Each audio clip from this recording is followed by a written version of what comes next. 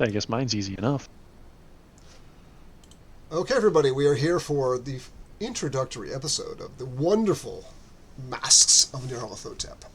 Probably one of the greatest role-playing games, adventures ever published. And we're going to go down the row as I see it and talk about who our characters are and what they have been doing since their adventure in Peru when Jackson Elias, which led Jackson Elias to publishing his latest work, The Hungry Dead.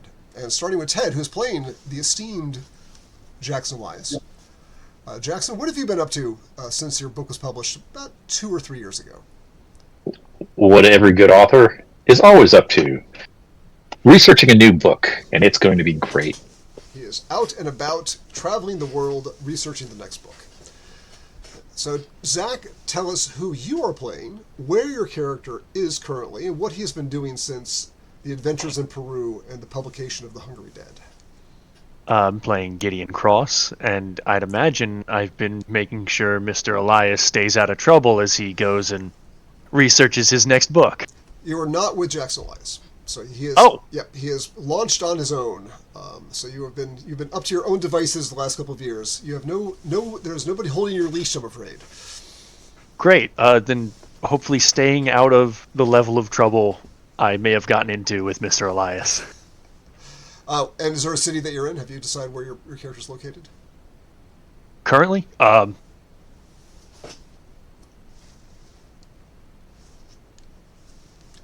maybe didn't get that far. You could be anywhere. Chicago. You could be in maybe Boston. You could be West Coast, San Francisco. Say, Boston sounds good. Boston sounds good. Just decent weather, good food. Okay. Madison, you are playing. I'm playing Father Jamie O'Connor. I went home to Boston after the adventures, if you would like to call them that, in Peru. I've not had any interaction with Gideon. I've just kind of gone back to regular work, parish work, visiting with people, that sort of thing. You may not have a lot in common with Gideon. He leads a different kind of lifestyle. Yeah. Yeah, I'm not sure if he darkens the door of a church very often. Only when it's necessary. So you've gone back to. So is there a? So Father O'Connor, is he? Do you have a particular order that you feel like he belongs to, or is he a Franciscan or a Jesuit, or do you feel like? I think he's just a regular old priest. I don't think he's associated with any order. He wanted to stay close to home because he grew up in Boston and he wanted to stay close to his mom and his sisters, and he has a big family. Okay. So he wanted to just do something small and stay as close to home as he could. After his harrowing adventures in Peru. Yeah. All right, and Seldrich, you are playing. Yeah. I'm playing John Von Walker, or just called John. Currently residing in probably Arkham. After the experience in Peru, I feel like John kind of tried to settle it down a bit in a sense of starting his own business as a private investigator. Okay. After having quit as a practitioner under his father. All right. So Ted's an author. Zach is a soldier of fortune. Madison is a Catholic priest, and you are playing a private investigator. All right. So with the background as a doctor of medicine. Okay. Yeah. That's an interesting segue in careers. Yes. So, starting things off, it is now it is almost, well, it is a few days after, it's 100 years ago. It is now it's now 2025. In January of 1925 is when this adventure starts. And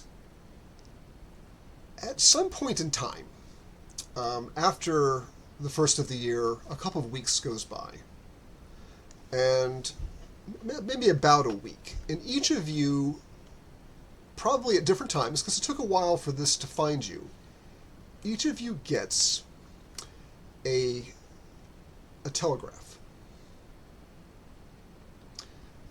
And I have to find the telegraph in many of my places. Where is the damn telegraph? I'm not used to this thing not being searchable. I don't suppose it's something along the bank error favor. So the telegraph was sent, as you'll see in a moment. Actually, I'll just show it to you now. Show to everyone. The telegraph was sent on January 3rd. It probably took a certain period of time for it to catch up with you.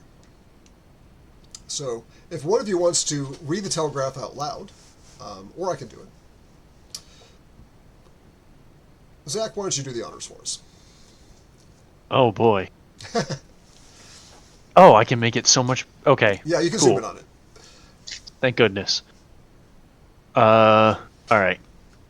So it says, have information concerning Carlisle expedition. Stop. Need reliable investigative team. Stop. January 15th, New York. Stop. Jackson Elias.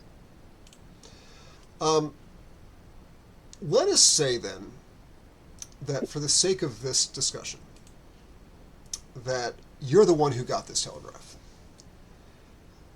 And you immediately think, well, why not just get the old band back together? If we could just quote the Blues Brothers as a film. I'm probably dating myself by referencing the Blues Brothers. You think to yourself, we should just get the band back together. And you start undertaking phone calls and steps to get the people that you knew had helped him before in Peru. And probably the first person that you can reach is going to be the closest one, which is going to be Father O'Connor. Now, you haven't darkened the doors of his church before, but there could always be a first time.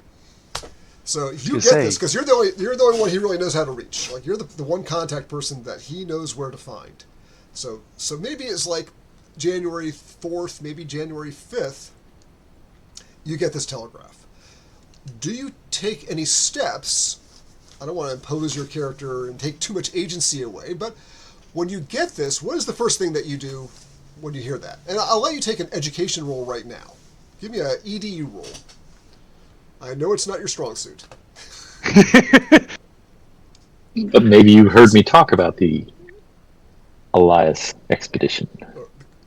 Or the Carlisle expedition, Yes, sorry. So you have never heard the Carlisle expedition. That is beyond your pay grade. I should have listened more carefully. He probably mentioned it, and I was sitting there staring off like, huh, it's a weird looking bird over there. I suppose I'd take a second looking at the telegram, just like, are we sure? Am I sure? Am I reading this? All right, you know what? Think about it and go, you know what? Last time worked out. We'll get the band back together, as you said, and try to gather up who we had, because last time worked out. We all made it through, whether with or without any sort of grievous wounds, it appears. I'm doing fine, so it couldn't hurt to have a familiar team. All right. I guess I'd go through the steps to try to track down Father O'Connor, if I didn't know where they were. I would say, let's, for the sake of just making things easy, you're aware of where Father O'Connor's church is. Father O'Connor, do you have one in mind? Did you have a particular church in your head? No, I don't. Okay, that's fair. You could, yeah. There's a ton of them in Boston. Or immeasurable grief and pain or something. There's a gazillion of Catholic churches in Boston that have Irish fathers in them. So, you might have to knock down a couple doors, but eventually you might have to talk to a few Father O'Connors. No, you're not it. God damn it. So, are you Father O'Connor? Yeah. No, you're not the right Father O'Connor. You eventually find the right Father O'Connor in the appropriate. Yeah, see, I can't get your portraits to show to everybody. I thought the previous version would do that. I could click on your portrait, show to players, and you could see the portrait the portrait I made for everybody. Father O'Connor, one day the menacing presence of Gideon Cross shows up at your church. And Gideon's a big man. Like he's a good solid 6'3", 225 mountain of muscle. And you saw Well, this how will he be the could, only time I'm intimidating. and you saw how when it came time for violence, Mr. Cross could handle himself very well. But he has his hat in hand, and he's trying to put on his best grace and manners in your church. And he shows up. And you're somewhat surprised. It's been probably a year and a half, 2 years since you've seen him. Yeah, that was going to be my next question. I'll welcome him into the church as I would to anybody, but at the same time, I'm surprised to see him at all, especially here, and kind of wondering why would he choose to find me now? It's been so long, and nothing has really come to pass in that time that we since the expedition. So yeah, friendly and welcoming, but I'm kind of a little uncertain as to what are you doing here? I definitely be a little bit more straight back, trying to be all prim and proper, unlike myself going into the church. Just like, okay, you know what? I need to be respectful. I would hopefully have the mind to fold up the telegram and keep it on me, because I would take it out and offer it to Father O'Connor, just going, I got this, and I figured the last time he was off doing something, you were a part of the team, so wanted to show you that and give you the offer to come with, because I'm going. I mean, I haven't heard from him in 2 years. Do you think he's in any kind of danger? If he sent a telegram to me, I would figure he's concerned, but I don't particularly know. I might have been the only one he knew how to reach. Well, New York's a half-day train ride away. I mean, it probably wouldn't hurt to go see what he needs to do, and I mean, even if it pans out to be nothing, there's some people I can visit with in New York. Best case, we get paid. Worst case, it's a road trip. So the date is probably the telegraph arrived in your hands probably the 4th or 5th, so maybe the 6th. So I'm gonna start knocking days out on a calendar. It's always unfortunate when the DM has a calendar, because that means that the dates are important for some reason. So, Wow, it's so much brighter. So the telegraph. It's the light. That's not picture out the background anymore. The telegraph got in your hands on the 6th, on the 5th, and you went and saw Father O'Connor today on the 6th. Okay. Let's go ahead and move this to the world map. All right, so you probably, Father O'Connor, to what degree do you think that you have stayed in touch with John, or either of you have stayed in touch with John?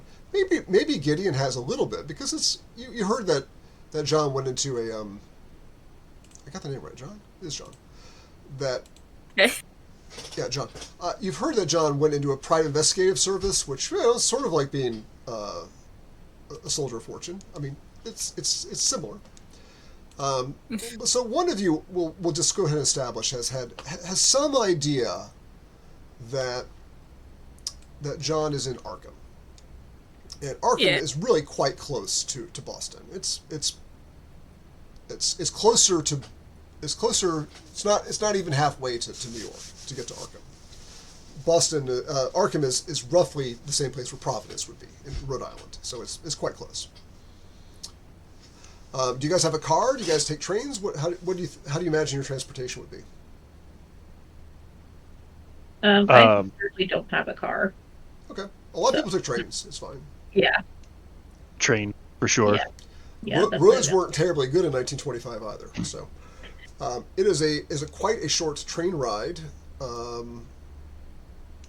Maybe the next day, moving to the 7th, that you guys arrive in Arkham and track down John. John being John von Walker. Yeah. And so these two then show up at your doorstep. And go ahead and take it from there, guys. What happens?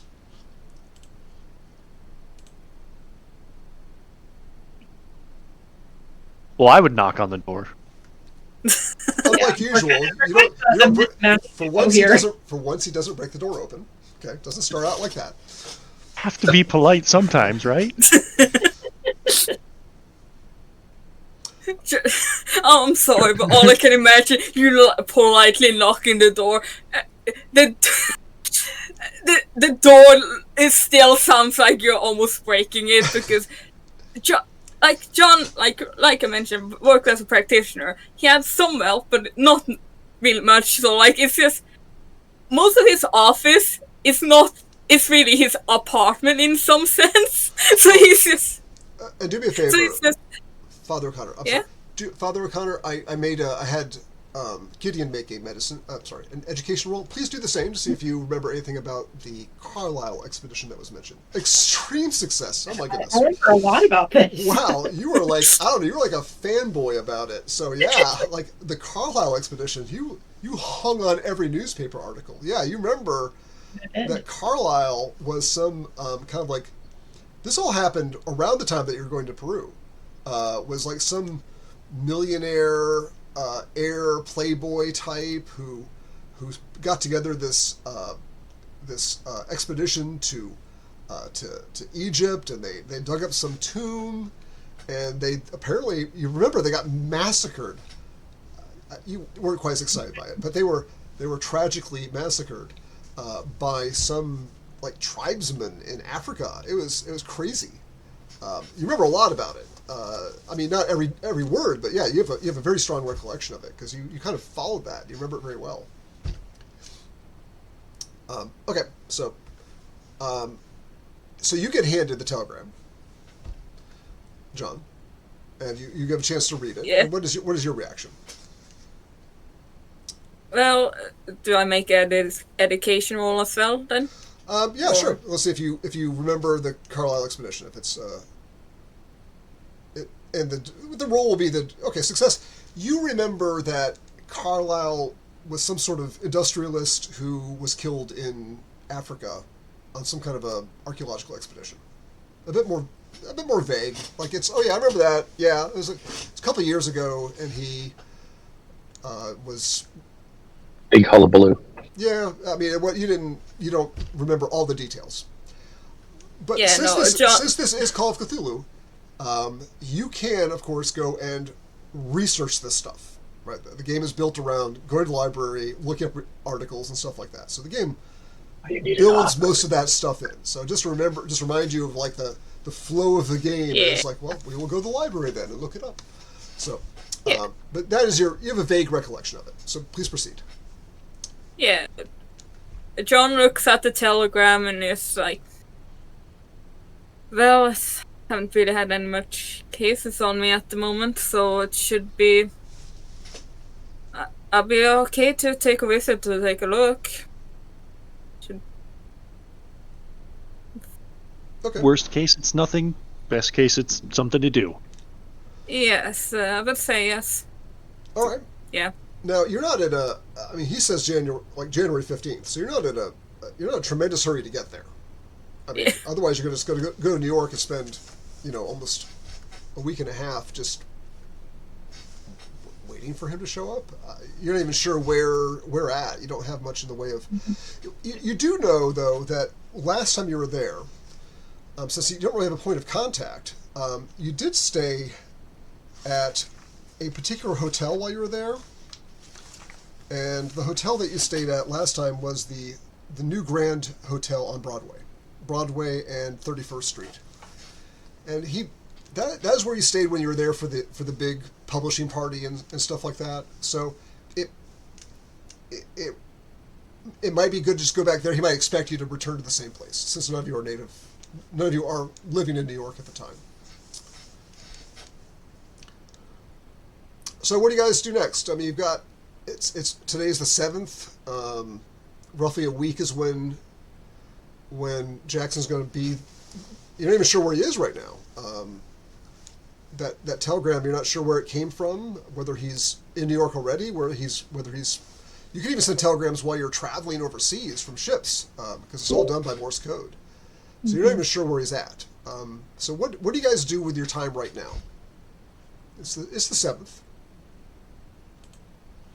I guess I'm going to ask the pair if they know anything about the Carlisle expedition, because it's just not something I listened to Jackson about. Okay. It John will probably just mention as well. From what I remember, it was some expedition gone wrong. It's there.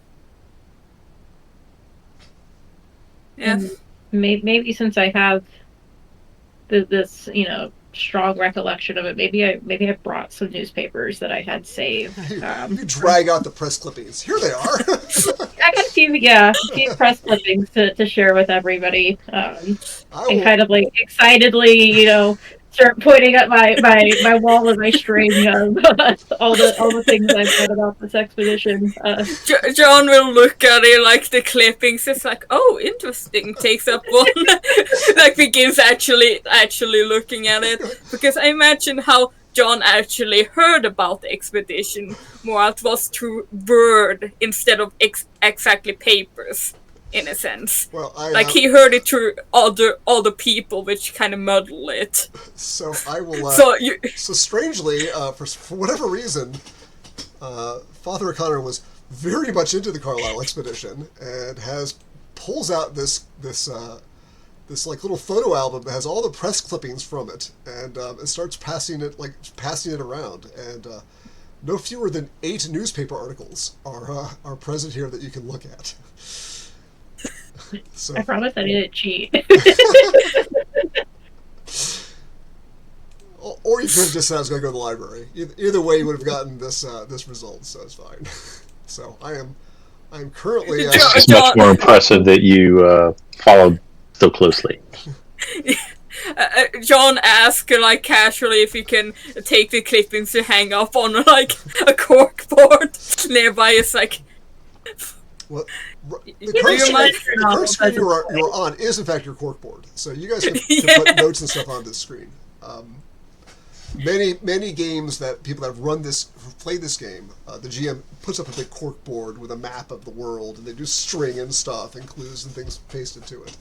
All right, so I have sent to you for your reading pleasure 8 articles on the Carlisle expedition. Of course, it's of no importance whatsoever. That's why we have 8 particular clues on this particular topic. But if somebody wants to, Ted, why don't you do the honors and kind of just skim and paraphrase through them for us all, please. You don't have to read them just out, all of them. Just give me the gist of each one as you go through it. So I can see 8. I can't click on any of the... Oh, I got to pull them out? No. No, just if you click on it, it should open up. Oh, wait. They're underneath each other. Yeah. So I've been clicking. Wonder how many are open. You can look at the journal, too, and pull them up that way. Yes, that's what I was trying to do. Okay. So, Roger Carlyle was a rich playboy who wanted to go to Egypt. He went to Egypt, and Sir Aubrey Penhew, who was a spokesman for it, that indicated that we were taking a ship to East Africa for a well-earned rest. And while there was a lot of information about, or rumors floating around about finding a whole bunch of legendary wealth in the lost kings of King Solomon, that they were just going in for a little bit of rest. Then they went to London. They boarded the Southampton. I think you're out of order. Wait, no. Article 3. Article Okay. 2. Article 2, it was unavailable for comment. Big Apple. Oh, maybe I should look at the dates. July 4th, April 4th, July 31st, 1919. Yeah, they're out of date. Or they're out of order. Hold on, let me look at this. My articles are? I didn't mean that. Okay, my bad. April 4th. April 5th, April 4th. Oh no, they're in order. Okay. So yeah,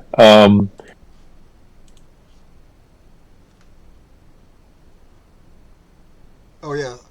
Yeah. Carlisle Article 2 should. Yeah, they're out of order on my end. My bad. Yeah. okay. I'll relabel them once I. So Article 2 is July 4th, 1919.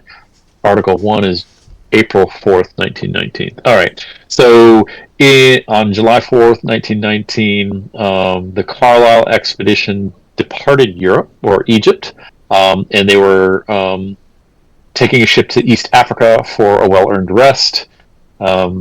Carlo is a wealthy New York, or was a wealthy New York leader of the expedition, and was unavailable for comment because he had suffered sunstroke recently, and he declared Egypt much too hot for Anglo-Saxons at that time of the year, and they were going to go rest in East Africa.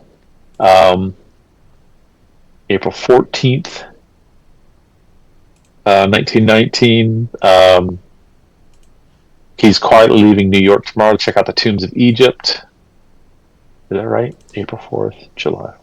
Yeah, I'll reorder them. My bad on the order. All right, so April 4th, April 4th, 1919, he was going to Egypt to check out the tombs. April 5th, 1919, they embarked for London, where they performed research, and when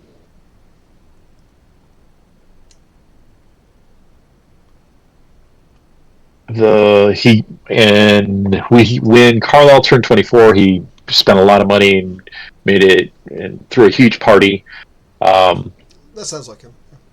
Yeah, and he throws around money a lot. Everybody knows that. So I wonder if Father O'Connor's fascination with Roger Carlyle was sort of like vicariously living through him. Like, you know, through the Playboy. The Playboy, he's had this vow of poverty and celibacy and everything else, and he's like, so that's why he's following Roger Carlyle and his shenanigans, because he can't do any of that. I'm sorry, perhaps reading too much into it.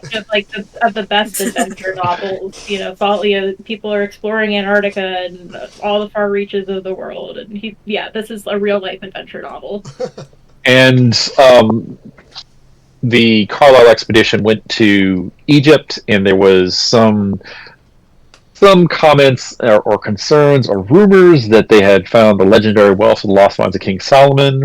But because of the sunstroke that Carlisle had experienced in Egypt, the decision was to go to the Sir Aubrey Pedhue, who was the spokesman for the Carlisle expedition, indicated that they were going to East Africa for a well-earned rest, and essentially so that Carlisle could get out of the heat. They arrived in...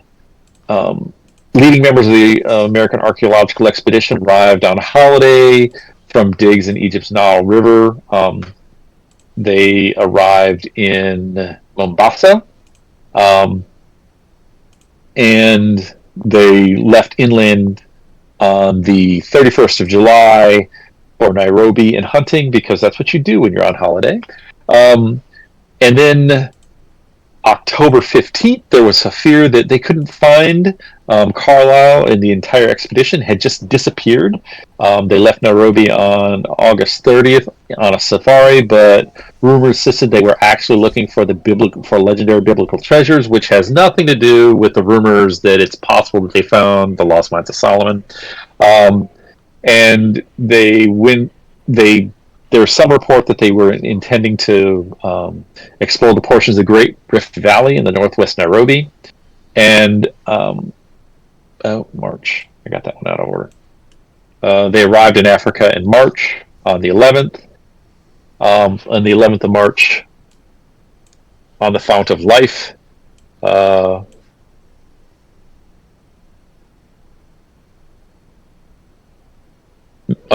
this is Erica Carlisle, Miss Carlisle. So they his sister went and found on the Fount of Life. They found out that there had been rumors about a massacre of some unknown whites near the Aberdare forest. She declared her intent to find her brother, and she brought with her the nucleus of a large expedition, detailing agents to corroborate supplies and activities. The colony represented Miss Carla, and the remainder of the party departed for Nairobi. And her companion, Miss Victoria Post, indirectly emphasizes Miss Carlisle's purposefulness of recounting the rigors of the voyage. And then in Nairobi on May 24th, they confirmed that the massacre actually did occur, and that the Nandi tribesmen from had massacred Carlisle and the entire expedition. Among the expedition, believe Carlisle's sister and apparent heiress to the Carlisle fortune led the dangerous search for her brother and his party. She credited the Kikuyu tribesmen for discovering, though the police actually found the site. Among other expedition members believed lost are Sir Aubrey Pedhue, who was the noted Egyptologist and the person who was acting as their spokesman, and Dr. Robert Houston, and many bearers that were also reported dead. On June 19th, the 5 Nandi tribesmen who were the convicted ringleaders of the vicious Carlisle Expedition massacre were executed as evidences, and justice was taken on them, and they had a very short, expertly conducted trial where they were demonstrated to be guilty and dispatched. I'm sure. They I'm sure all due process was followed. So. Yes, and they steadfastly refused to reveal why they had slaughtered Mr. Carlisle and his companions, and Mr. Harvis. And Mr. Harvis, acting for the colony, cleverly implied throughout the trial that the massacre was racially in motivation, and the fair-skinned victims were subject to the most savage treatment, preventing all but the most preliminary identification of the remains, because nobody could figure out why they had done what they had done. Miss Erica Carlisle, defeated because she could not rescue her brother, returned to her home after several weeks, but I'm sure she's comforted by the justice that has come to the murderers of her brother. Touching. So, after going through these articles, are there any preliminary steps that you guys wish to do here in Arkham? Arkham is the home of Miskatonic University. It is the forgotten Ivy League school, and obviously it has a very fine library. Stay away from the Eldritch Collection, like the one that has the steam coming out of it and the strange vapors. Yeah. Do you guys wish to do anything here while you are in Arkham or any other locations after going through Father O'Connor's meticulously kept collection of newspaper articles concerning the Carlisle expedition? Personally, make sure I have my gun. Right there. Good old Colt 1911 has served you well. I'm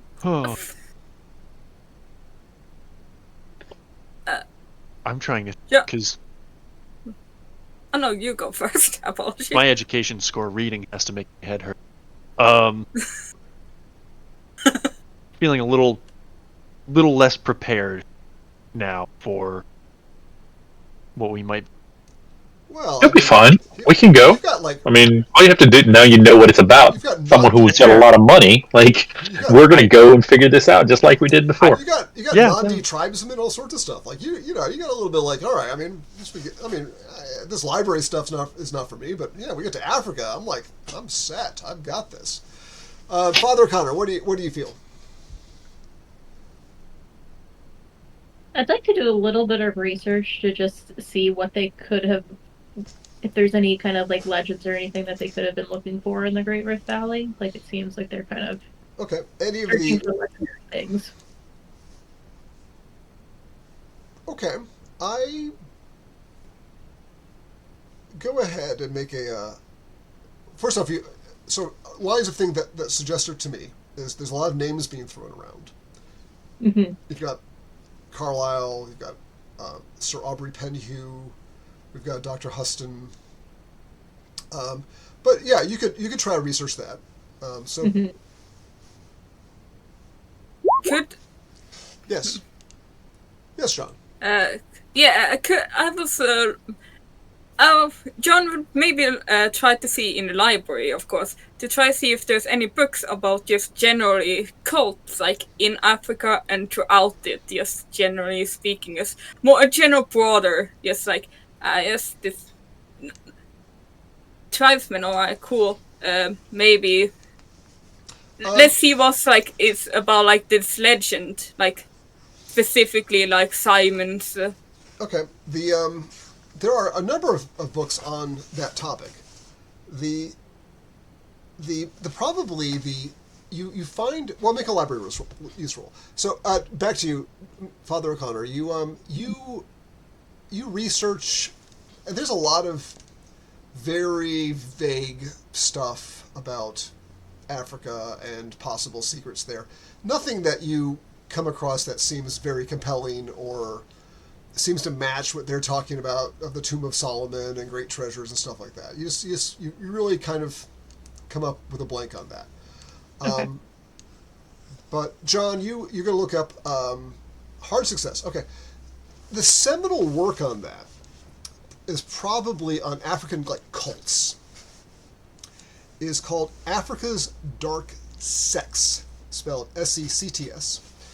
And you come across references to the book, but the Arkham Library does not have it. If you, we'll just, with your hard success, we're going to assume that you have seen it, you've seen references to it. That's a very important work on the topic. And with your success, you go to one of the librarians and say, "Hey, I'm looking for this particular book," and they do some sort of a search. Obviously, they don't look online for it. There's no loaner program, but apparently Harvard has a copy of that particular book. I know you just left Boston, but Harvard does have a copy of that book in their library. Oh, and for those who are in Norway, Boston is where Harvard is. So actually, it's Cambridge, which is pretty much a suburb of Boston. So I know before you wanted to like know kind of where things are in America. So that's where in case you didn't, that's where Harvard is. And if you have any questions about places like that, I am here to help you out and inform as much as I can. Yeah, So thank you. So I know that Father O'Connor and Gideon just left Boston, but that is where apparently Africa's Dark Sects is located. John mentions that has seen references to a certain book about from researching a bit into it. That seems to be only. Seems Harvard has only the copy at the moment.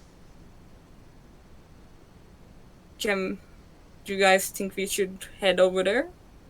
We've got time. I mean, We've still got a few days. Yeah, we're only meeting on the 17th, so yeah, we Yeah. got time. Catch a train. Okay. It shouldn't be too far from here. No, it'd take you an hour probably to get back to Boston from here.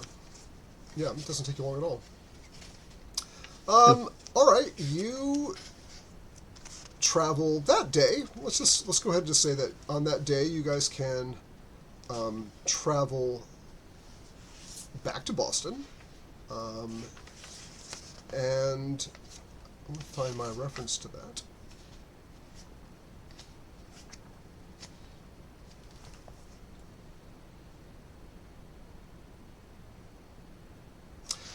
Okay, you travel to Boston, and you run into you get settled there. Perhaps you get a room for the night, or a couple of rooms. And I know Gideon and Father O'Connor already have a residence here, and you go to the Harvard Library, and it's not there's no high security. Any person can go into the place, and I'm not even sure if the Dewey Decimal System existed in 1925. But whatever method there is, go in and make a library use roll, please, again, to see if you can find it and go through the card catalog and locate it.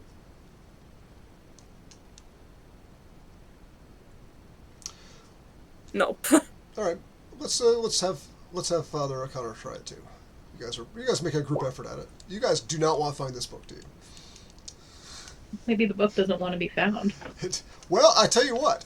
That is a good way to put it, because you do figure out the reason you failed is because you're pretty sure it should be in that spot on the shelf right there, and you like, Africa's cults, Africa's this, Africa's, and it's missing. Like you don't see it on the shelf.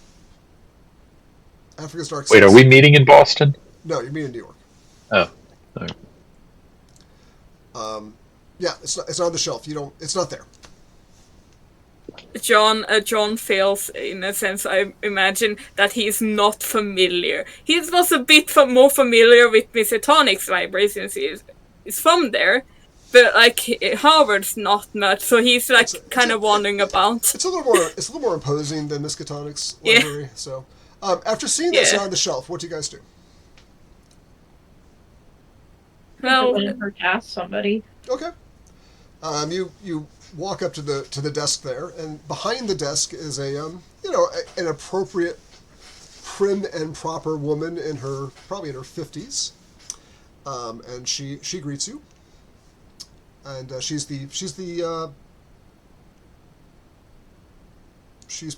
for the Harvard University's Widener Library, and she's behind the counter there. Yes, may I help you? She asks. My colleague here, he's searching for a book. He has the title and the author. We weren't able to find it on the shelf. We were wondering if it was still available or if it had been moved. She said, Africa's Dark Sex. You see your ponder moment. Oh, that book. That book has been missing for several months now. Oh, I remember the day clearly. It was quite bizarre. It was several months ago, 3-4 months ago perhaps, there was the book basically just disappeared as far as I could tell, and there was this almost unspeakable odor in the collection the day that it disappeared. The strangest thing. Odor, yes. Odor?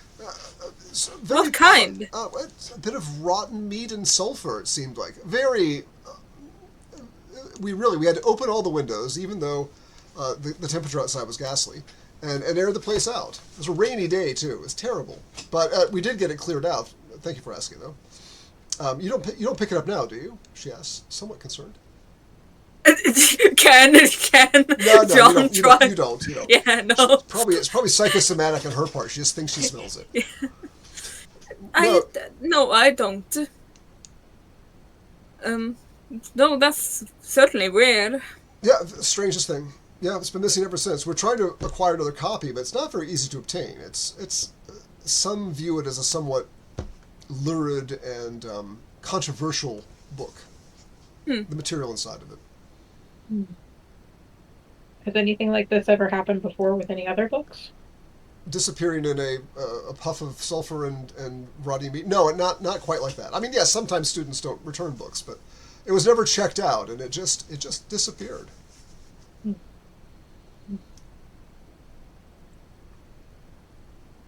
Yeah, that goes beyond thoughts of where it could have gotten to. You guys are uncertain.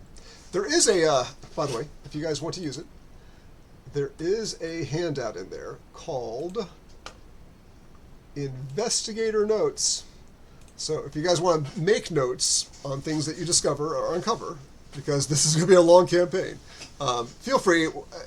During session, after session, you can all edit it. You all have permissions to do that. So yeah, I've been taking notes in my own Discord server. Okay. So. Yeah, same. Yeah, transfer them over. That'd be great. Yeah, that'd be fantastic, because there's a lot to cover. I just want to make sure that all the permissions, all players can edit, all players can read. Okay, perfect. Okay. Well, that first note is friendly. I'm glad you like it. I've added to it. So yeah, that's what she has to offer on that. Sorry for the dead end, but that is what happened to the book. Totally alright. But she apologized profusely. it may be several months before we get another copy. Are you in a hurry? Well, you're not a student here, though, are you? I'm afraid you can't check it out, but if it becomes available, I could. If you leave a number, I could reach you, perhaps. Yeah, like John begins writing down his number. Yes, like yeah, course, that would be lovely. Thank you. Of course, it's not a cell phone number. You're not gonna get it unless you're in Arkham. So Yeah. next time I run like a modern Cthulhu game. Actually, Delta Green's a great game. I love Delta Green. All right. Is there a chance that there's another copy of the book by? She had mentioned that it's hard to get their hands on a copy. They have a line on a copy. She is. They wish to replace it. She said, we are trying to replace it, but it's been out of print a while, and so we're looking at various dealers and resellers to see if we can acquire another copy.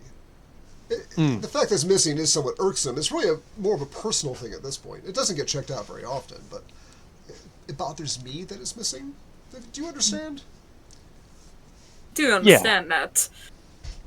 But I tell you what, she takes your number down. I will certainly do you the courtesy of calling if it does come back. I'm afraid that unless you're a student, you can't check it out, but I can make it available for you to peruse. Yeah. Thank you. Certainly. Yes.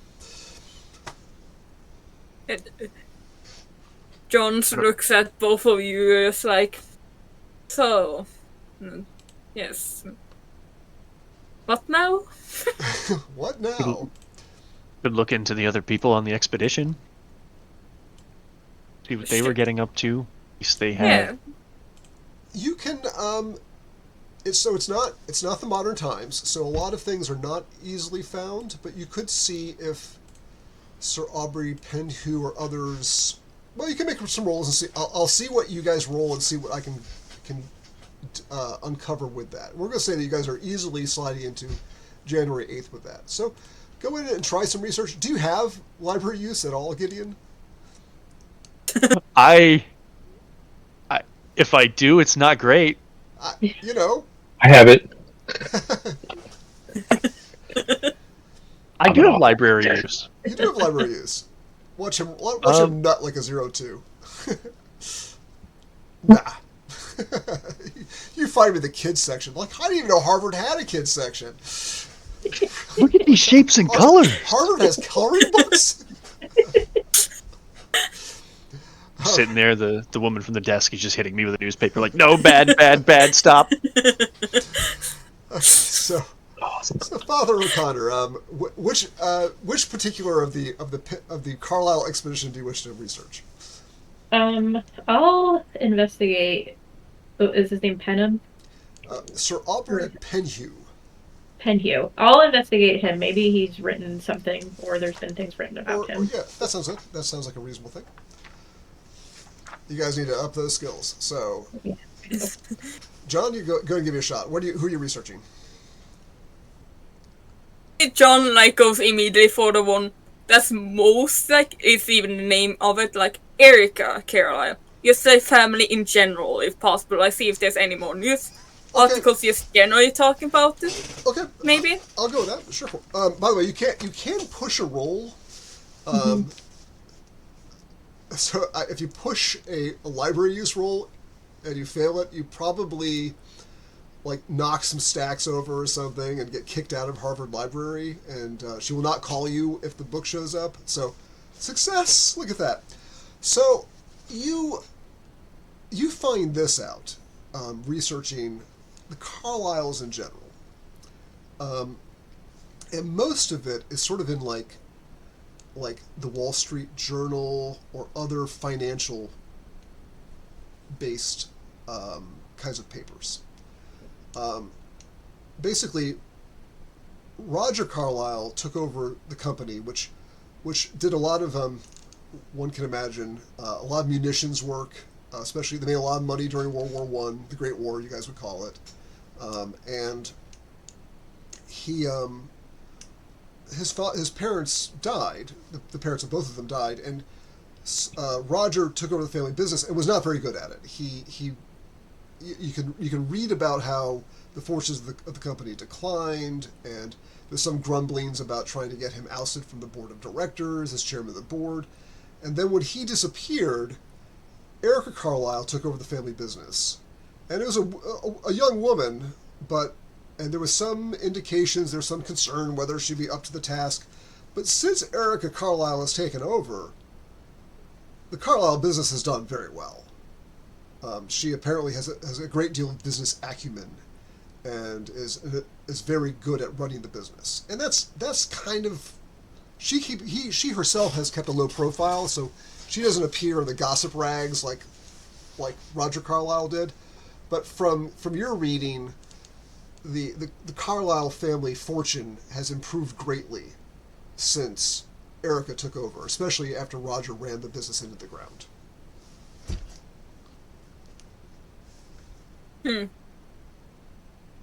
Ran the business into the ground. Not quite all the way to the ground, but it wasn't doing well. Yeah. Yeah, I kind of mentioned that what I'm finding too, Okay. of course, to the group, just generally speaking. Yeah. Okay. Any other lines of research that you guys wish to do? And by the way, this research takes time. I mean, the library, you're going through stacks of papers, and it takes. Yeah. It takes. So these research roles happen fast, but from a pacing standpoint, like you're spending hours and hours and hours going through. But not days, because we are meeting. Well, or you probably have burned through the 8th, like in Boston, going through all this stuff, trying to do all this research. Anything else that you guys wish to research into while you're here at Harvard Library? But you need to say it through your nose. Harvard. Well, I'm trying to do my best Mid-Atlantic accent. I've never gotten that down. Fogel was good at the Mid-Atlantic. Yeah. Another buddy of ours. All right. If we don't have anything else, we will advance the game clock forward. When did you guys plan on arriving in New York? Maybe like the night before. Okay. Yeah. That'd be a Same safe the bet. night before. Yeah. The 14th. So, the winter, it bears mentioning now that it has been kind of like today, kind of like what we're experiencing here in the States. The weather, and this is all historically true, has been cold. There has been a lot of very heavy snowstorms going on during the time of this. And Boston probably is going to be hammered by the same weather. Was especially the weather in January 1925 is especially unpleasant. The city, New York, was brought to a standstill by a 2-day snowstorm in January 2nd, followed by a fresh storm 10 days later, the 12th. So you guys maybe were thinking about going out on the 12th to get there, or a day earlier, and you got delayed. Like you couldn't even leave Boston, just because the tracks were filled with snow. So really, it's only until about the 14th that you guys can even leave after this big blizzard hits on the 12th. You have to understand that in that period of time, a big snowstorm is going to be paralyzing. They just don't have the same technology and equipment to move things out of the way like we do now. Didn't even know. Even now, it could paralyze the city. But back then, it certainly was. So the weather has been very cold and very snowy during January. And so finally on the 14th, you make your way to New York. And you... I move myself to that map. This is a general Manhattan map, or a general New York map with the boroughs. I do have a bit more of a close-up of a Manhattan map. And you guys go to the check-in to the Grand Hotel, which is New Grand Hotel, located at Broadway and 31st Street. Rooms are around $2 to $5.50 a day. Highway robbery. Generally depending on how much plumbing is in your room. So for $5.50 a day, you get a room that has a bath and a toilet. $2 is going to get you a room that has a bath and toilet down the hall. So, however you guys, this is not a money counting game, so you will probably pick a room that's appropriate for your expenses and station. John will immediately pick a room with a bath, like within the room itself, through just his own comfort. Um, One, so yeah. Gideon ponies up to $2, and Yeah, I was gonna say, bathroom down the hall. bathroom down the hall. It's like being back in the military. That's right. Just like I peed and pooped in trenches. Like, this is great. This is better than that. This is like, hopefully not going to get hit with artillery in New York. It's not a common problem. So you guys get checked in at the night of the 14th, and the day slips into the 15th, and you have not yet heard from Jackson Elias, which is, you're kind of waiting. And Ted, if you could please go ahead and slip into the GM channel for me, please. Sure.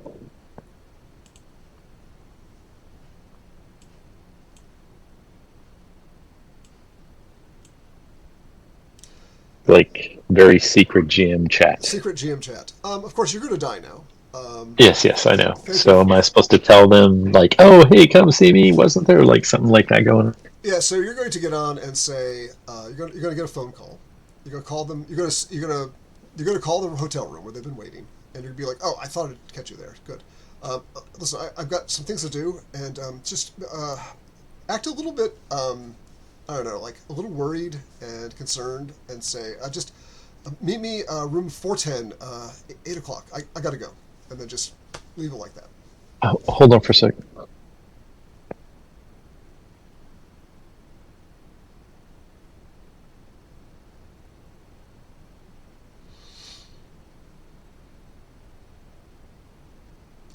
Sorry about that. Okay, so be like a little like distracted, maybe a little concerned sounding. Don't speak too fast, and just go like, I gotta. Yeah, I do recall last time I spoke very, very fast. I got some things I need to look into. Room 410, 8 o'clock. I'll see you then. 4:10, 8 o'clock. Okay. And then you die. We'll say the phone call is at 6 o'clock. All right. Okay. Out and Yeah, John is like, oh, I see you guys within a few hours or something like that from down the hall. Yeah.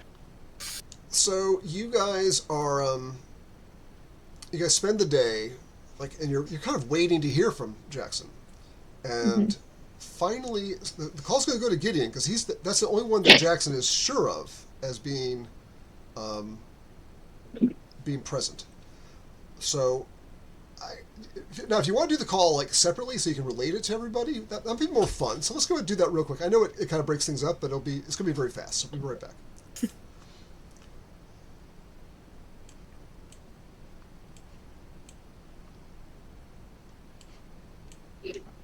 Why can't I move there?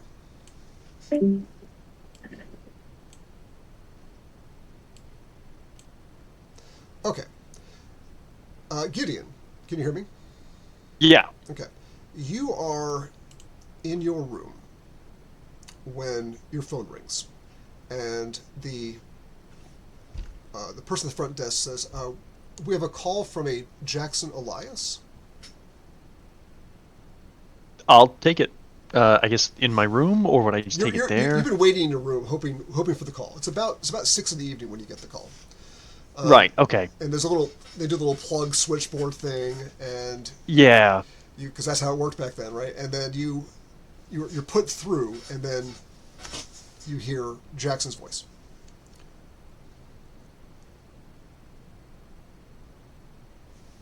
Are you muted, Ted? No, I don't hear you now. Can you hear me? I can. Go ahead. Yeah. Okay. Gideon, did you get the team together?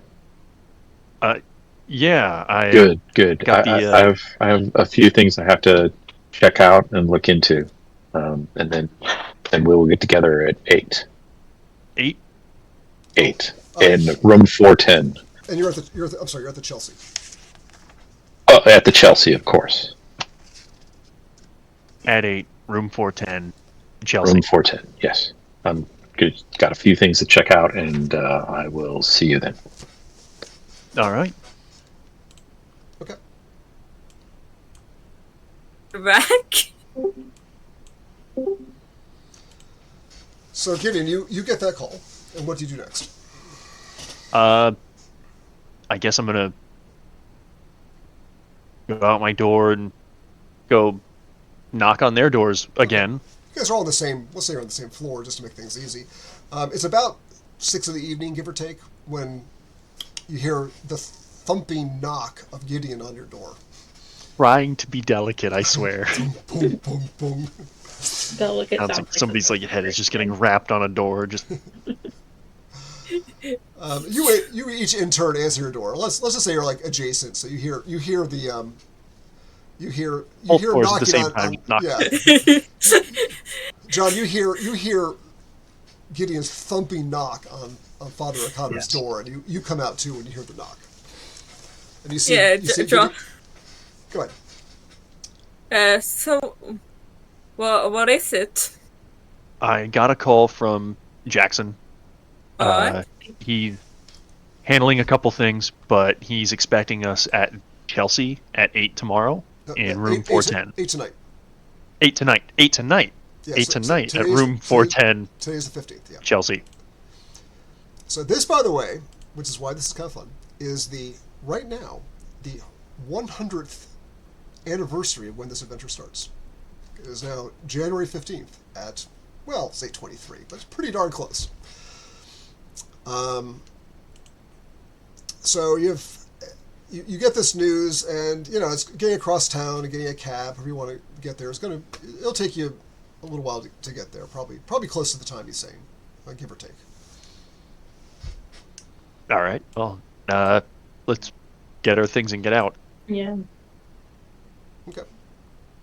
Get heading that way. Flag a cab down and tell them to head for the Chelsea. Okay.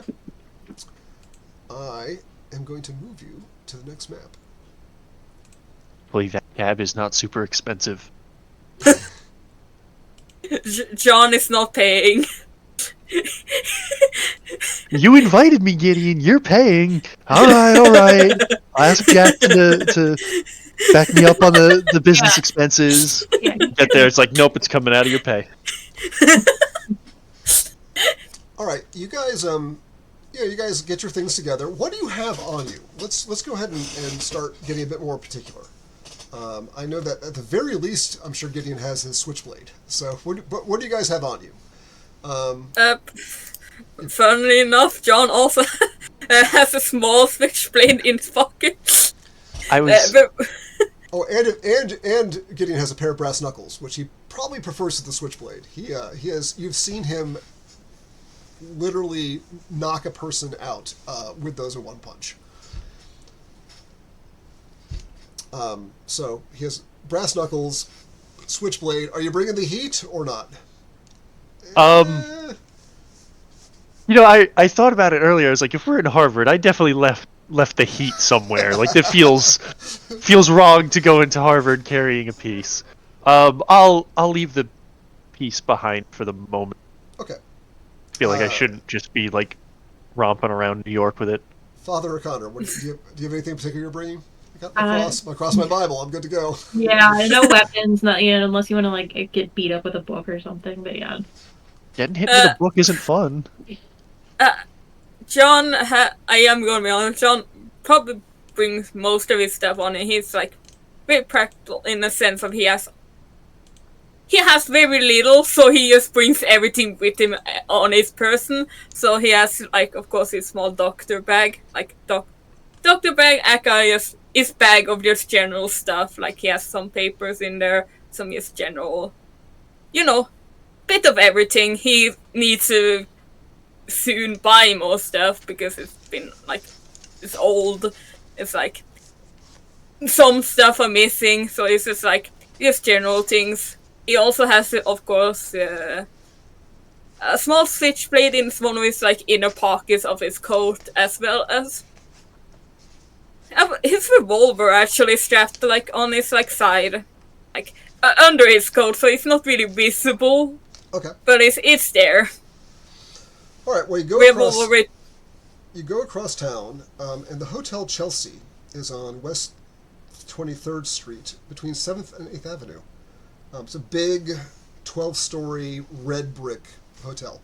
Now, one thing that we've sort of glossed over, Jackson Elias is a black man. He is he's a self-taught raconteur, world traveler, and because of the times, it is hard to find hotels to stay at. And the Chelsea is a fairly urbane and one would almost say bohemian hotel. Lots of musicians and writers, even to stay in residence there. And so this is the hotel that that Jackson Elias tends to. This is like as close as he has to a home. Is probably the Chelsea when he's in town for some reason. Otherwise, the world is his home. So you expected him to be at the Chelsea. It's sort of the place that you expected, but it's hard to get a room there because people just tend to just kind of live there. They just get a room and they just stay in the room. So you arrive, and fortunately it's not 12 floors up. It is only 4 to get to 410, and you are. It's a little before 7. I'm sorry, but a little before 8, maybe 7:45 or so, that you find yourself going up the stairs, and should be, if I have everything set up properly. Whoops, I got one door is not quite right. What's going on here?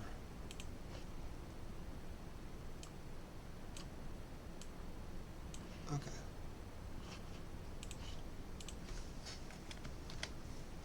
Is that door open? Why is that not linked up right? Give me 1 second. I'm sorry. I should have checked that. No.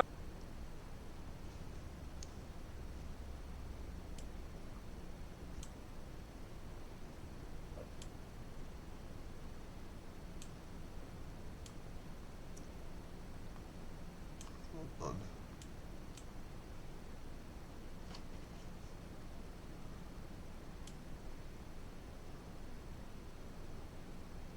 I made my light layer. I made my lights too small. I'm sure it's good enough. Why am I seeing? I'm gonna shoot another light layer. Give me a second.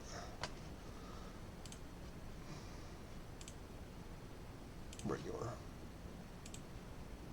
So how's it going, Gideon? I Oh, turned you know, my character towards you. All right. Let's see how that looks. My hands in my pocket, just that's Okay. You guys are in the hallway at room 410. You guys have just come up the stairs. I'm sorry, the hallway on the 4th floor. And room 410 is at the end of the hall, right where I just pinged. The doors is physically right there.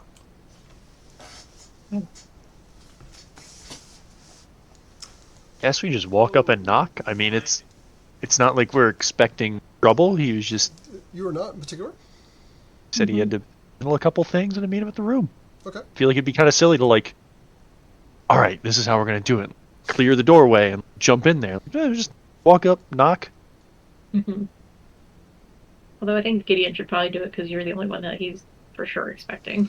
He would know your knock, that's for sure. Okay. You walk up. Okay, so you walk up. Gideon, whose character I made a little bigger than everybody else. Should I move over to the Yeah, door? The door's right there. Okay. Yeah, go ahead and Cool. give her a knock.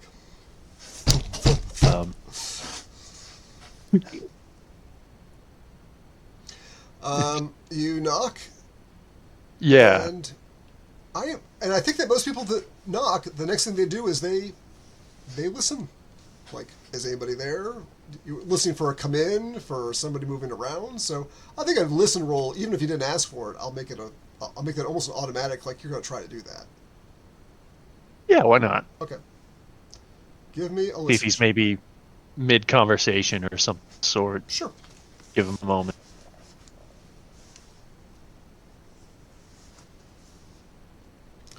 Regular Hey. success. You hear somebody, or maybe more than one person, moving around. You hear a hushed kind of. You hear like a whisper, and some papers, this distinct sound of papers spilling across the floor, and you hear a window being opened.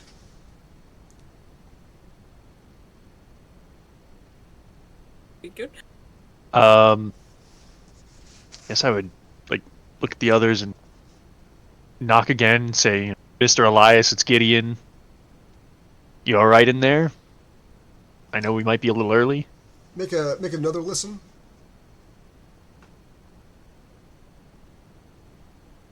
The skills being alphabetical is ah, Ah, poo. why I never Could- heard about Parlock. I just don't listen. You Could I say John have like been walking up to the door next to like Gideon Sure. to okay? see try to see if also he can also do a listen to your So Gideon, slight concern? kind of turns to you with this kind of like puzzled and maybe a little concerned look on his face. So go ahead and give me a listen. Sure. Give me one sec.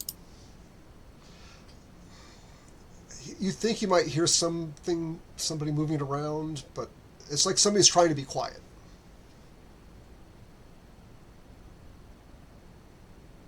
I guess we just should open the door to see what's going on. Yeah, let's just. Yeah. we can try It's to open time, it. right? Like, You're- I don't want to be rude, but I don't want to be late. Like, Mhm. All right. Well, the door is. You check the door. The door is locked.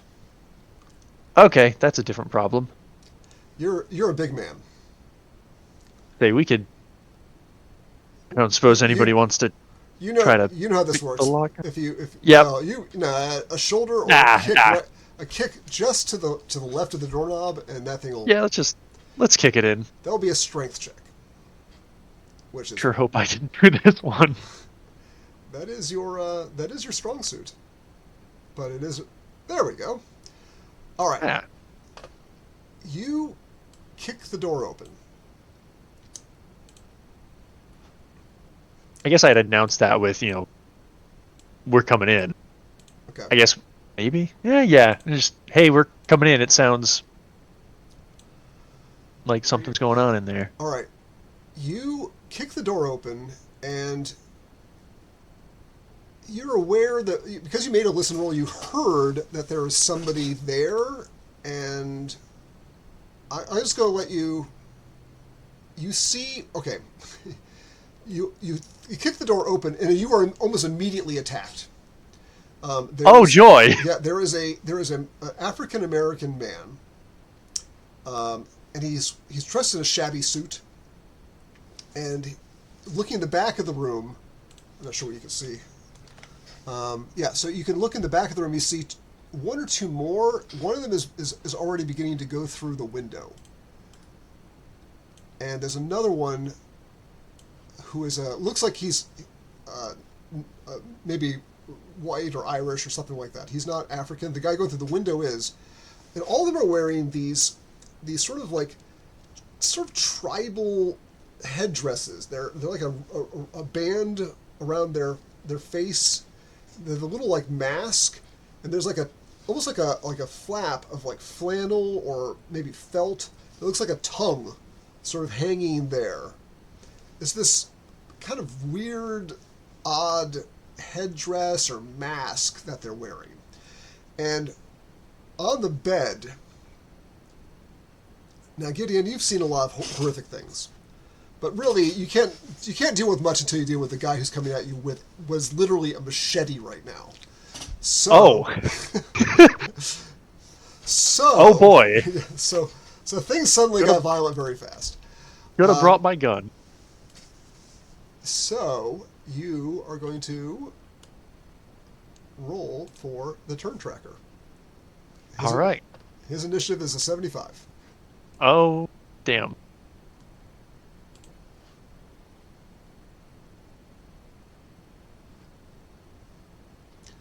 So go ahead and roll your. So on your sheet it says dexterity to turn tracker. All of us? Yeah, let's get everybody on board.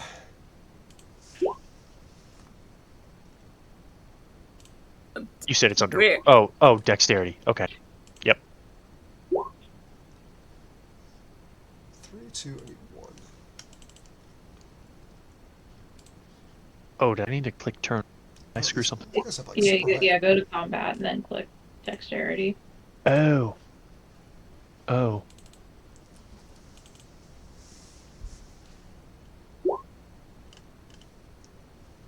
Okay.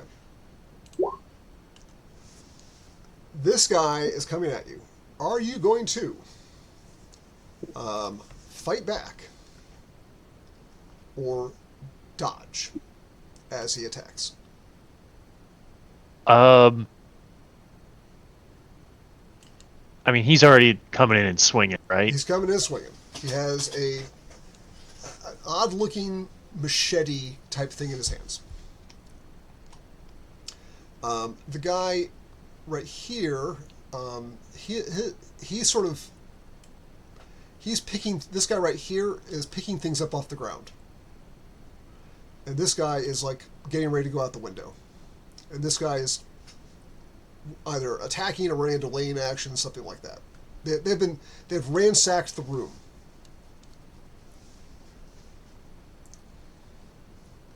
I'd imagine this is like flash of the moment, so I don't have a chance to like grab a knuckle and just throw a punch. Your punching hurts pretty good even without a knuckle. But so All right, so let me go ahead and explain to you what fighting back is. If you Gotcha. fight back, if you have the same success level, he wins. If you have a higher success level, you win. If you dodge successfully, and your success level is the same or higher, he misses. That's how fighting back and hand-to-hand combat works. Okay, then I have had characters die in this scene. So I'll try to dodge. okay, so immediately you open the door and machete comes just slashing down. And your first reaction is basically just jump back. Okay, I like that. Go ahead and give me a dodge roll. Success. So as long as this is where I say, as long as the success level is not higher, you'll dodge. You dodge. Okay. Yeah. Otherwise, this damage would only been a 1, which is good. How did I do? Why is that? I guess the damage must not be set right. 1d8 plus db? That doesn't make sense. I gotta look at that, because that's not quite right. Okay. You dodge. And so you guys see this person with this headdress on. He shoulders the door open, and the guy immediately swings. And Gideon just jumps straight back.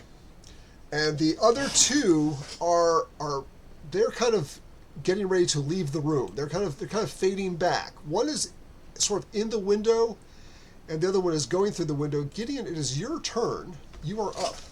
You could grab the knucks and go, right, if you wish to. Yeah, I think that's the move. Like you've got it in your pocket, and you've done this so many times. You just like reach your hand in your pocket and just punch. Yeah, let's do that. Let's get this guy out of the way. Okay.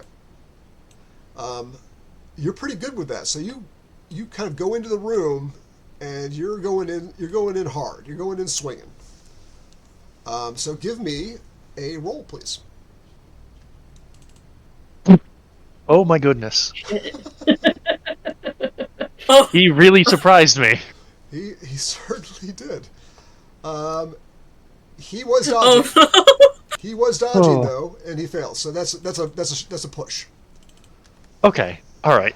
John, you are up. Gideon, Yeah. Gideon has gone into the room and is swinging and missing. You're not even sure he could miss. What do you want to do? Well, how close is Gideon to me? Like, is he blocking the person he's attacking? Like, He's kind of in Because- the room. You can get into the doorway between. So he's. Let me see what you can see. So you are right there. You could see if you got into the room. You really can't see Gideon very well. He's come around the corner. If you were to like get in the doorway, you could probably stab at the guy if you wanted to try to do that. The room is somewhat dimly lit, so if you were like right there, you could get. I mean, there's plenty of movement. You could get right in there and then just switchblade and try to stick him if that was your desire. Oh, thinking could since John's like motion isn't exactly like first switchblade as It's not your first call. Sure. yeah no my first call is gun actually probably Gun? yeah revolver. His switchblade is more like a ceremonial thing, like it's like something he has for memory keepsake, not something he fights with. So he's just like he doesn't even really think the switchblade as a weapon, if that makes sense. So he's just like John is like, oh fuck, looking at this. So I am very quickly growing to regret not bringing the piece with me. so I mean, you do have a 75% chance of hitting with the brass knuckles, and you see how much damage you did with that? Oh no! I'm cool with it, but like now I'm close to this guy and he's got a knife, and nobody wins in a knife fight. That's true. All right, John, you're gonna draw and you're gonna shoot. You are within quite close range. You have a bonus. You'll have a bonus die on the shot, so you can pop a round off. Sure.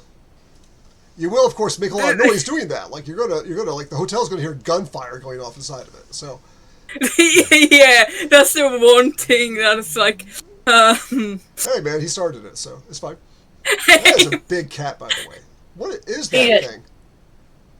I found him outside. Well, that's where the best cats come from. Maybe just a little himself. I don't know. That is where the best cats come from. Found him by a dumpster. Yeah, no. Okay. This is gonna. You pull out your .38 revolver and just pop a round off. Go for it. Are you aiming, or are you just? You're inside close range, so you don't need to aim. You could just shoot at them. Is that if that's what you want to do? Go for it. You look concerned.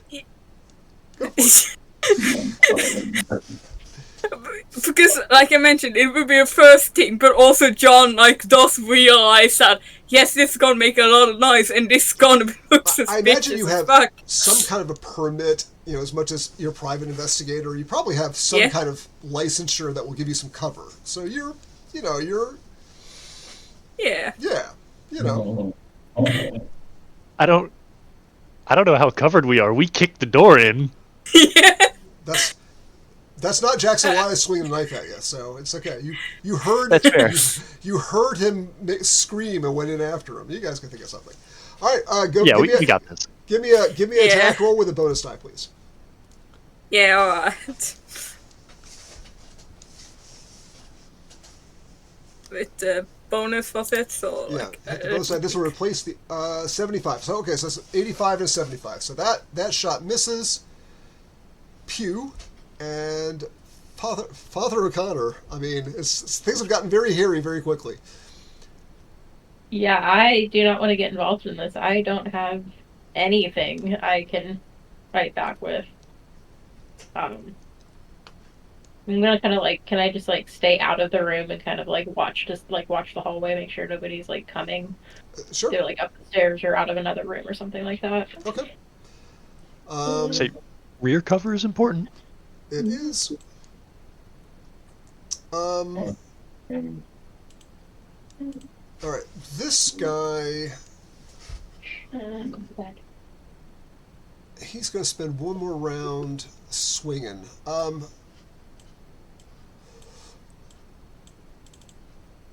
Gideon, he is going to swing again. How are you going to defend yourself? You've got your knucks.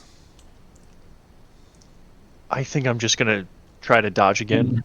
Dodge again? Okay. Now, if you get a high success level, then his attack. If he fails his attack and you hit, you will hit him. So, it is just a trade-off. So, up to you. I'll do the dodge for now. Okay. I don't know how good a knuckles versus knife fight would go, so I'm gonna just try to not get too close to the knife. Okay.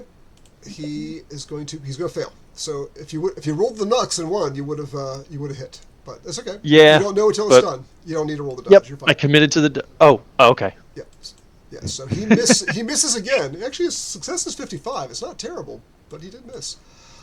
This guy at the window, you hear him going out on the fire escape, and this guy is beginning to go out the window.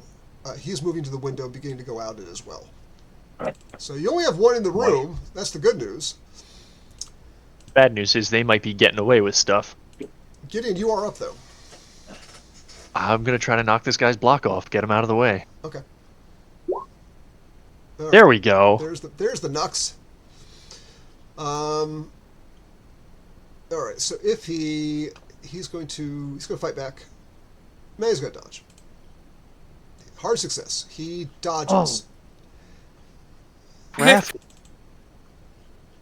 Yes, actually, you would have hit him if he had a regular success he would have also this hard success. Yeah, so you you would have had it too.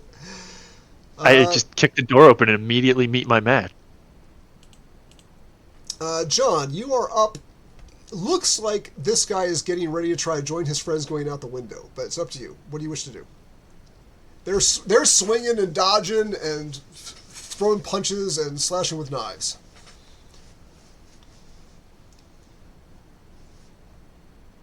Is there like still two people in the room, or is there like only one? So from where you can see, the room is pretty dimly lit.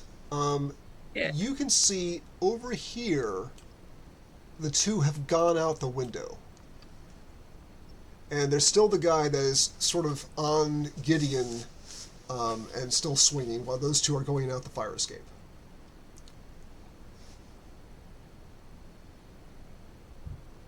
John tries to go in to help Gideon in a sense of instead of shooting with the gun, he tries to just try to knock him behind. Oh, you're gonna go pistol whip him. Yeah. Okay, I like that. Give me a brawling check, please. Yeah. All right. All right, nice. Nice.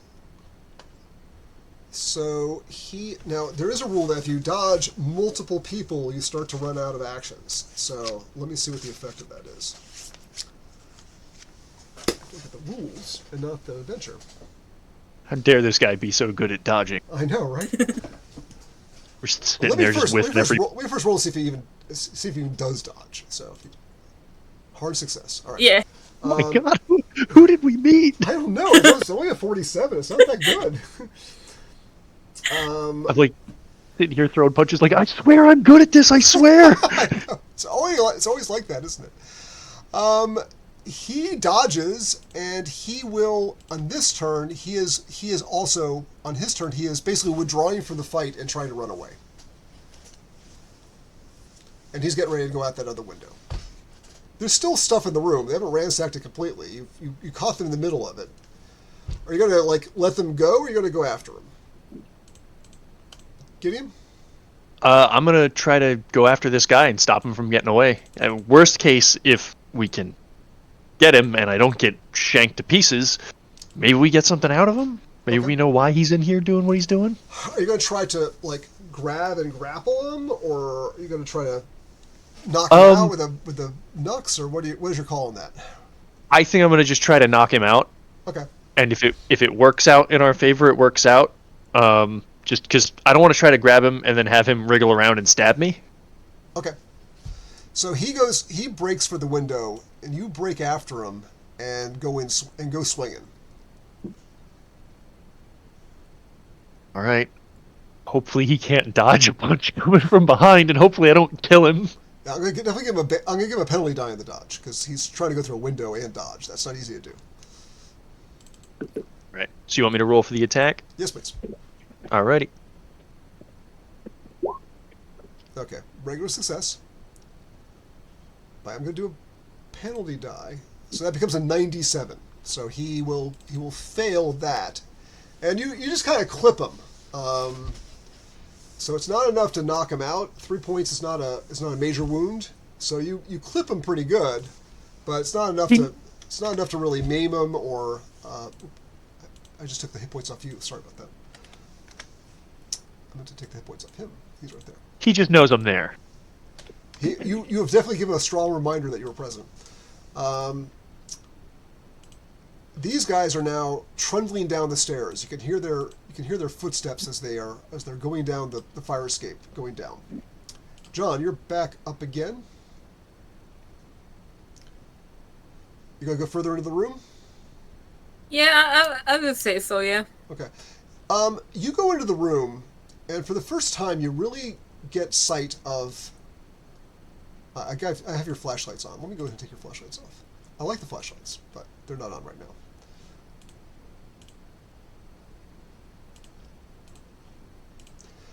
For the first time in the dim light, you see Jackson Elias. This has him face down. He is actually face up on the bed. His clothing has been ripped open, and he has been. Now you're a doctor, so this isn't too disturbing. But he's been slit across his belly, and his intestines have been pulled out across the bed. And something has been carved in his forehead. You're a doctor. Your normal gore and wounds don't bother you too much. This won't bother you as much as it will maybe Father O'Connor when he comes in. But I still am going to request a sanity roll from you, please. It will be for a 0 and a D3 if you fail it.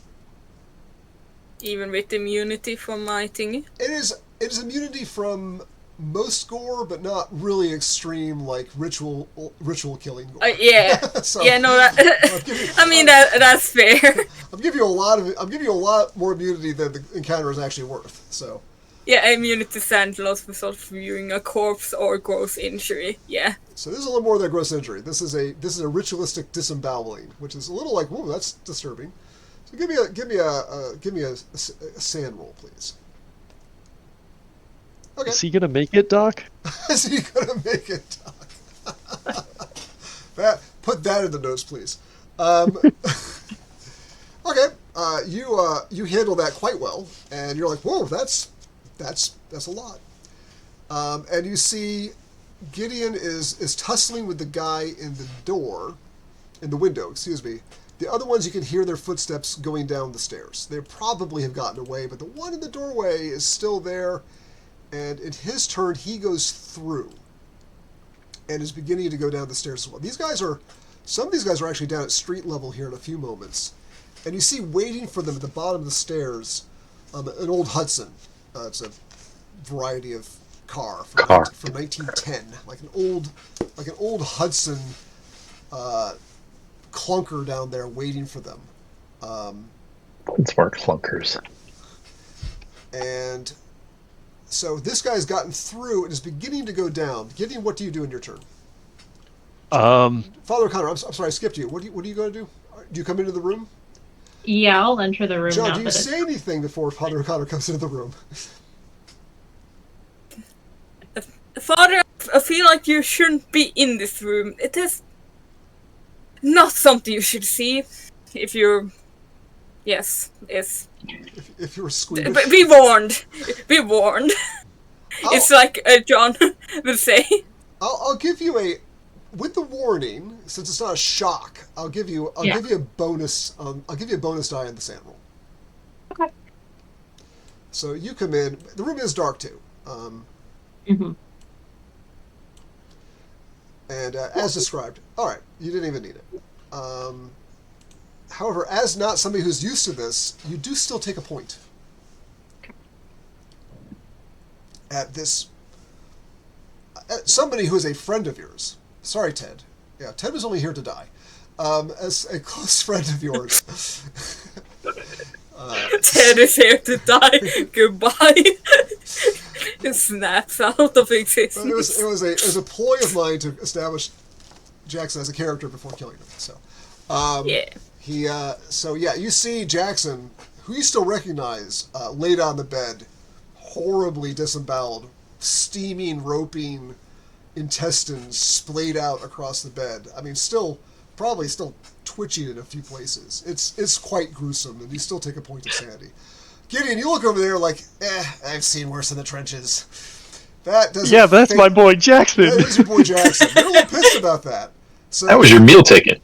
Yeah. Who's gonna pay me now, huh? I'm so screwed, man. We're all out of quarters. Game over, man. Game over. So what? Can I say that John is like looking over the like Injury like seems to be symbol card. Like he's more like interested in Well, that. we'll cover the contents of the room Yeah. once the action is over. There's plenty of things to look Yeah. at in here.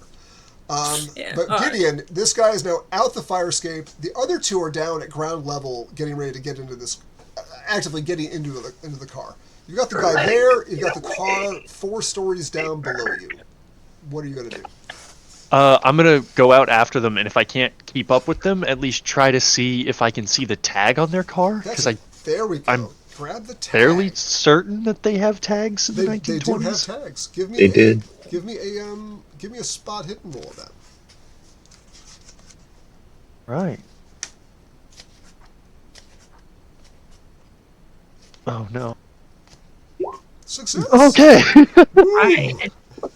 Just, I was like, I have spot hidden. This will be fine. And then I see it. I'm like, oh no. I did not put enough points in that.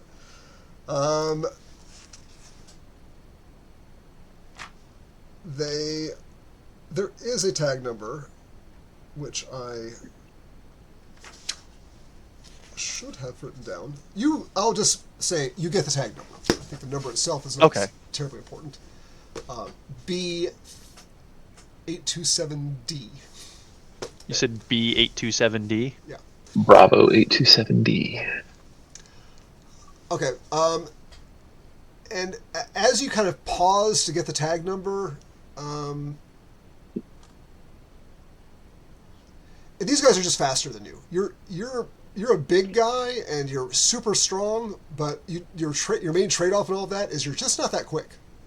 So your movement rate is actually kind of low, and these guys are fast and speedy. So it just you try to keep up, you try to get the tag number, and in that moment of time, this guy zips down the stairs and jumps in, and that thing just speeds off. But you got the tag number. Okay. Now, Oh. shots have been fired. There's a body in the room. It's just a matter of time before police arrive. So Gideon, you come back in after sort of getting out, starting to start a pursuit, but it's too late. You turn quickly. You get the tag. You repeat it to yourself a couple of times. You shout it in the room like, "Nobody forget this," and then you come back in. And you guys could turn a light on or turn your flashlights on and start looking around the room. John, your first inclination was the mark in the forehead. That's the first thing you wanted to look at. Okay, great. Yeah, like that seems to be the most peculiar out of horrible what happened to Jackson, but like that seems to be the most like what kind of thing on going. That is what it looks like. And Oh. there is something that design seemed to be somewhat mimicked in the weird headdress that they were wearing, like the tongue and that was part of the visage that their sort of mask headdress things were like. So that Interesting. yeah, I'm gonna let you look at it. I will probably take the image away unless you have a way to photograph it. So I'm not sure if you brought a camera with you. So I'll let you guys take a look at it real quick. If you sneak a screenshot, I can't help that. But you guys do have that. You certainly have a memory of it at this moment. So I'll let you, as long as you're in the room with it, I'll give you a chance to look at it. What do you guys do? You know that shots have fired. You hear people already in the hallway. Doors are opening. I mean, this made a lot of noise. So you've got a little bit of time in this room before things start to get a little bit hairy. I start gathering all the papers and stuff that were spread around. Okay, you start going through things. Could John as it looks as him try to find like some loose paper and some like pencil, try to scribble it down, like just to like copy it down, like scribble it down. Okay. You guys get a few things. You find on Jackson himself, if you guys search his pockets, you find a card, which is probably one of the last things that he pocketed or had his hands on. It is a business card from Emerson Imports. And you quickly look over on the back side, and you see in his own handwriting a name written down in the back of the card. There is another, amongst the papers on the ground, I want to say there's that little thing right there. That is a card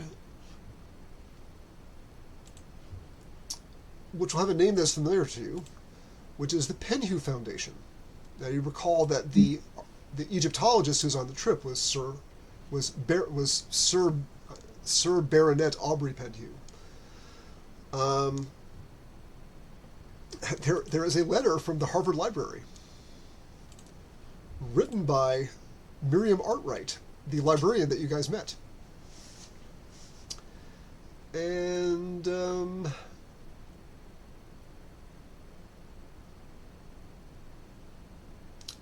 there is a matchbook.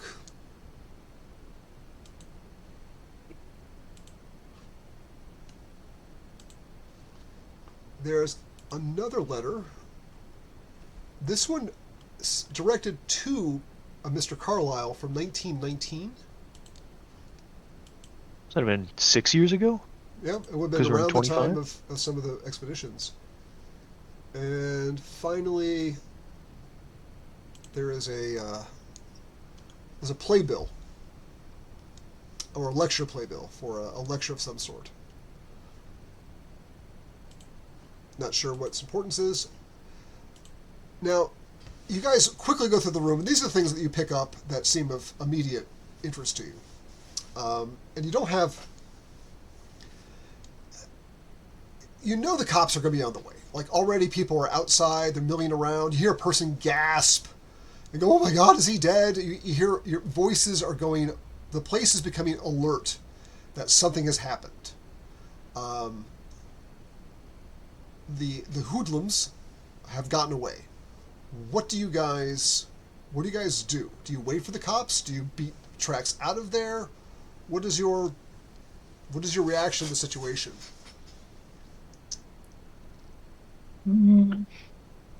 I don't know if getting caught up with the cops is the best move, because we might get locked down in whatever form of investigation that they're going to be carrying out, seeing as how this is a murder.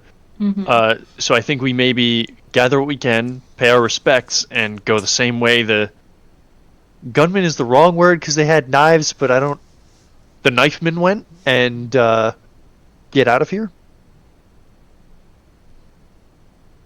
Since only thing they John looks at it and he's like, it would be very obvious since it's us that's like probably went gone missing during the time of literally this murder showing up, since we did order rooms here and us show not.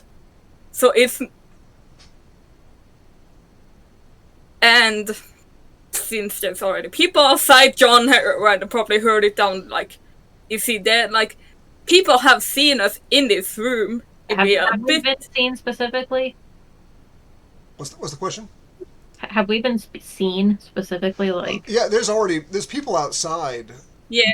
Looking in. They've come out of their rooms in the area. Yeah, I mean, like if they were to, could they identify you? Probably. Yeah, at this point, there's the towering, menacing man. There's the Catholic priest. There's this odd collection of people here. Yeah, and John does realize that we did order rooms here, and well, you guys were at the Grand Plaza. You weren't at this hotel. Yeah. But make an idea roll though, if you wanted to. Make an idea roll. The idea roll is like a way just to think of something that the DM wants to tell you.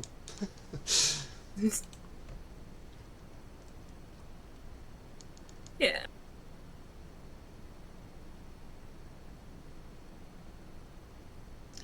The idea roll is is an intelligence roll, basically. Sorry.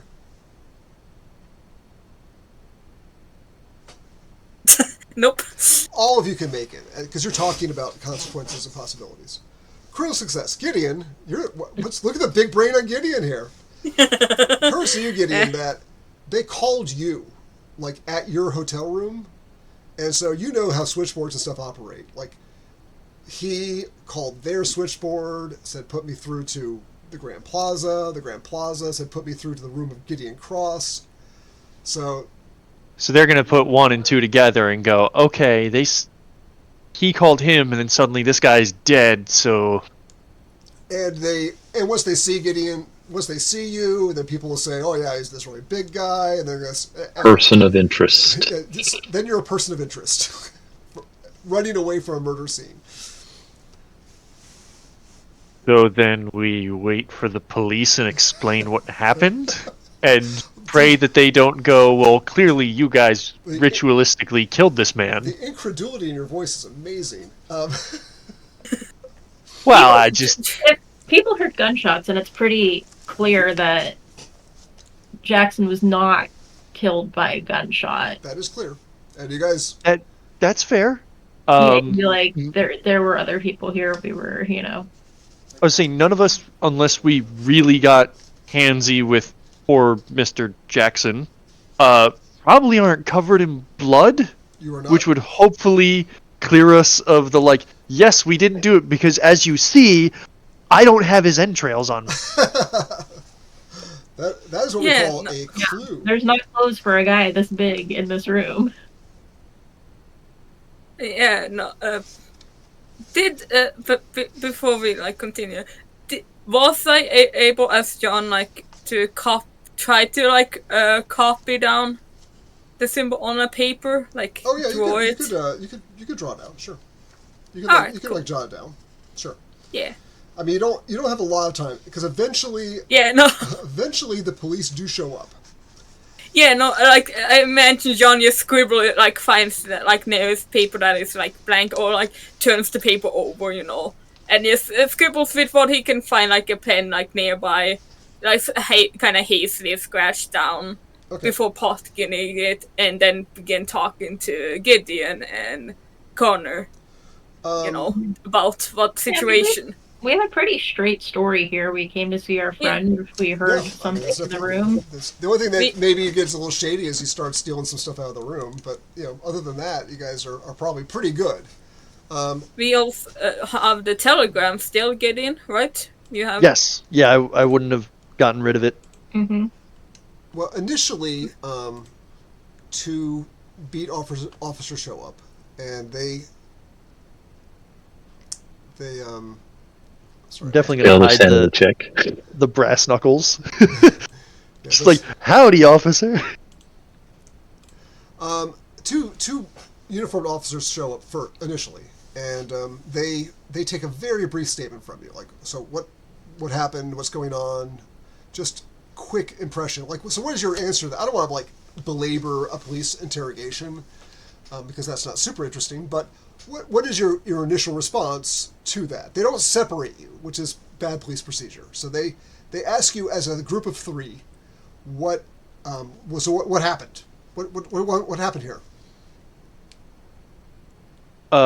We were here to meet Mr. Elias, or we were called by Mr. Elias to meet him here at 8 in this room, and when we got here, we knocked on the door, waited for him to answer, and we got no answer. We heard something going on. We were concerned for our friend's safety, so we went in, and we found that there were individuals rampaging through the room, and Mr. Elias is very obviously right there.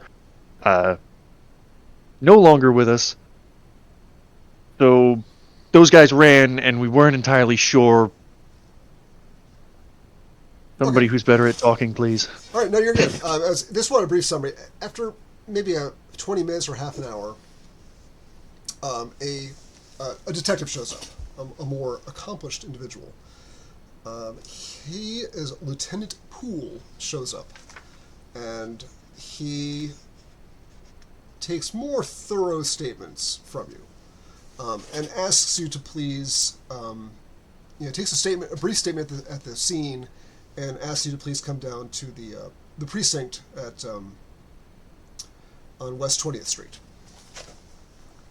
I don't want to really role play a lengthy session of police interrogation.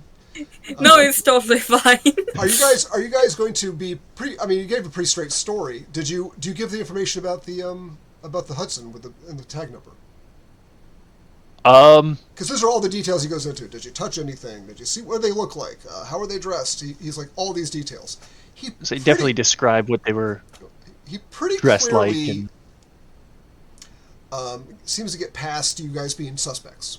All right, so he kind of doesn't seem to be suspicious of you since you waited around. He does say early on. Now I heard that there were reports say there were shots fired. What was the originating source of that? That was me on. I did. We were a surprised attack, and I, with reaction as self-defense, did try to take a shot in like direction of to see if I could scare them. And you probably have a license, a private investigator's Yeah. license or permit Yeah. or something like that. All right, so he looks Yeah, at that. He's like, well, I'm worried about this guy, but New York does have some. We do have some firearms laws here. But if you have a permit and a license out of Arkham, we can honor that here. But it's we don't in New York it's not the way we do things here. He says.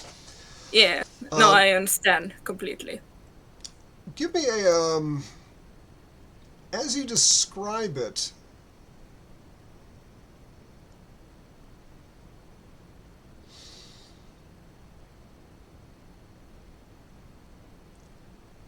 Give me a psychology roll. All of you can.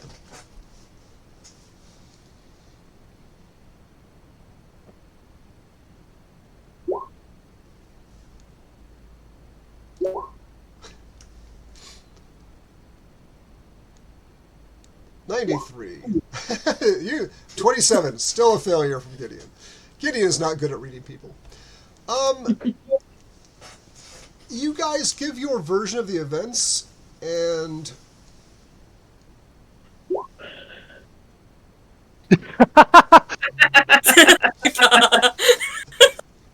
from beyond the grave, he's beyond just the like, grave, Jackson rolls a hard success of 15 out of 30. I miss him already. I can hear his voice in the back of my head. Hear him going, Gideon, you idiot, just listen. Give me a spot hidden roll. I'll give you that one as well. I spot hidden. Yes, please. There we go. Extreme success from Father O'Connor. Father O'Connor. These guys are doing most of the talking, and you're kind of sitting back and sort of taking it in because you really didn't see much because you were kind of out in the hallway. Yeah. And you look on the wall behind Lieutenant Poole there, and you see a map of the city, and there are a lot of pins stuck into the map with like little flags that have dates on them. And it occurs to you that those are indicating other, because he's very intently listening to all the details that you guys are giving. I mean, what you'd expect, but his was very, very intent. And give me an idea roll, please. Give me an intelligence roll. It occurs to you at that moment in time that, based on the pins and the way he's asking questions, that this isn't the first one that was like this. Okay. Now it occurs to you and you alone at this moment that it occurs to you that you see that corkboard back there and the borough map and all the pins stuck in there. That this is something that the way he's kind of talking. Well, you didn't really pick up a psychology roll, but the way it occurs to you that this is not this seems to have a connection based on what you're seeing in the room. So do with that what you will. I'm gonna tuck that in my back pocket for right now. For right now? Okay. I mean, you are talking to the guy, so I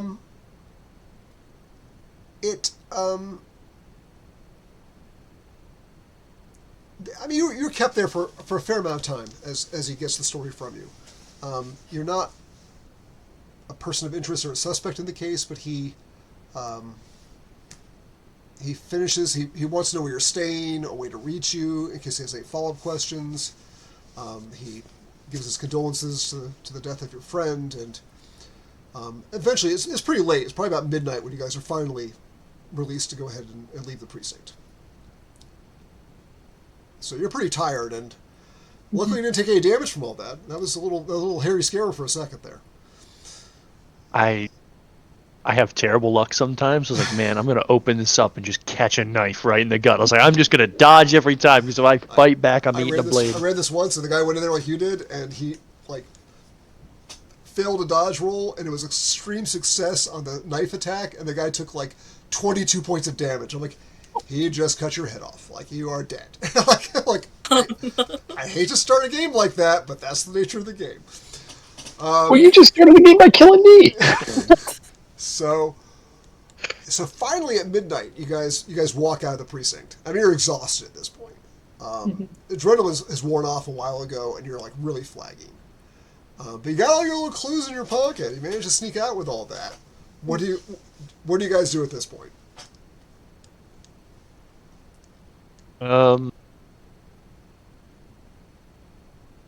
Go to a different hotel than the one we were at. Just in case. I don't know. I like Okay, that makes sense. feel like because he called to that hotel or he found us. So if he could find us, then they could find us. Okay. Better to be careful, I guess, if somebody's killing people out here. You may not. It may not be the nicest hotel that you'll ever find when you get a room at 12:30 in the morning, but you guys do find a place to stay, and you kind of empty your pockets out and can now like look at the stuff that you found. So let's discuss. You can go through the clues.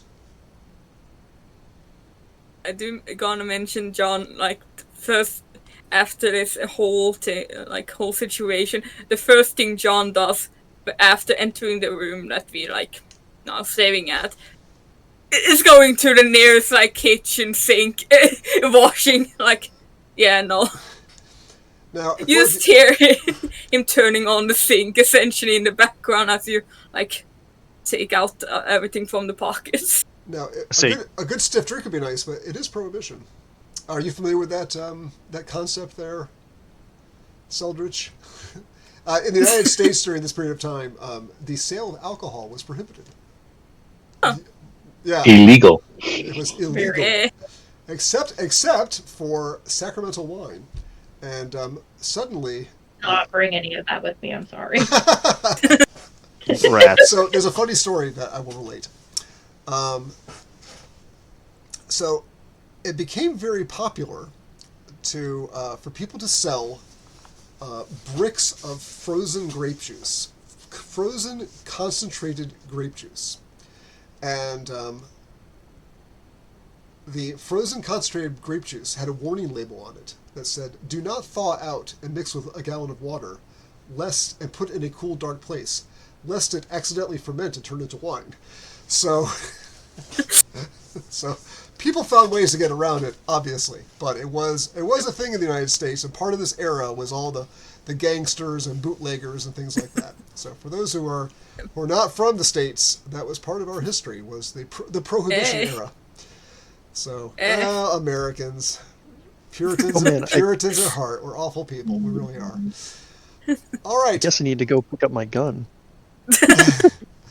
All right, so you guys are in the room. You guys like wash, calm down, and what do you guys do next? You've got some stuff to look at though, so we could probably look at that and probably call the evening at this point before moving on to the next portion of the adventure. Yeah, time to light a cigarette and kind of flip through this stuff. Have a shaky drag. Yeah. All right, what do you guys want to look at first? The In your end, does it say the hotel room? Are the sublistings there, or is it just random? Can you guys see the breakdowns? Yeah, it's just the hotel room. That's actually yeah. Okay, good. Yeah. Oh, that's cool. All right. Initial handouts, hotel room. Okay, perfect. I'll rename initial handouts to Father O'Connor's special collection. Yeah, I'm interested in the letter to Mr. Carlisle particularly. Okay. We can pull that up and take a look. And I will read it. Dear Mr. Carlisle, your lawyer informed me that you seek certain knowledge of this land and its distant past. I believe I can be I believe I can aid you in this regard. Inquiries in the Old Quarter have identified one Faraz Najir in the Street of Jackals, who claims to be in possession of singular curios, which he believes will be of great interest to you. He is prepared to part with these items if a suitable price can be agreed upon. I shall endeavor to make sure that matters are arranged to your satisfaction. Yours, Monsieur Warren Bassah. Okay.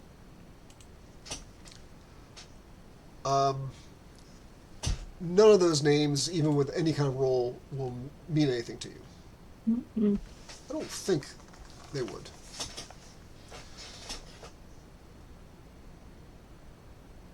And that letter was dated from 1919. Looking at the Carlisle expedition, that was a bit before. Well, okay. The Carlisle expedition was left in April, and this was in March. So this is prior to the Carlisle expedition departing. This is some preparatory work that Carlisle did before he left on the expedition. Yes.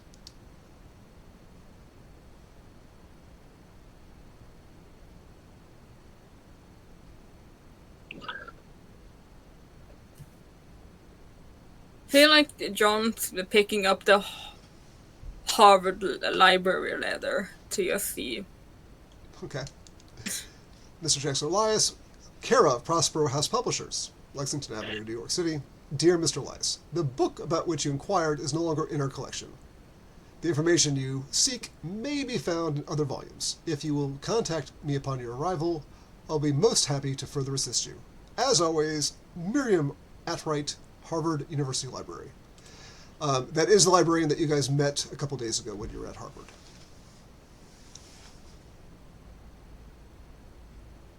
She's behind this. She thinks that he had the book and she had killed. This is a joke. This is And that was back in November. Librarians. That was back in November when that letter was sent.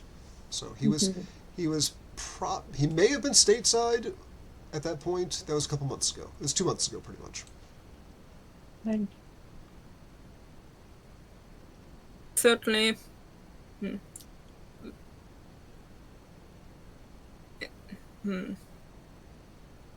There was a business card as well you found, Gideon, right? So there was one for the Penhew Foundation. yeah. There's the Penhew, the Emerson Import. Okay, so Penhew Foundation is in London. Probably very obviously named for Sir Aubrey Penhew. Emerson Right. Imports is a you're not sure what That's they are, but local. they're a local business of some sort. And on the back of the letter, you guys recognize, especially Gideon, you recognize that is Elias's, that's Jackson's handwriting, Jackson Elias's handwriting. The Silas Naquane Was. was. Don't remind me, man. I'm like sitting here, I'm like, could we have saved him? Did I not recognize like worry in his voice? Should I have been quicker? Should I have kicked the cabbie out and driven myself? Hair down the road?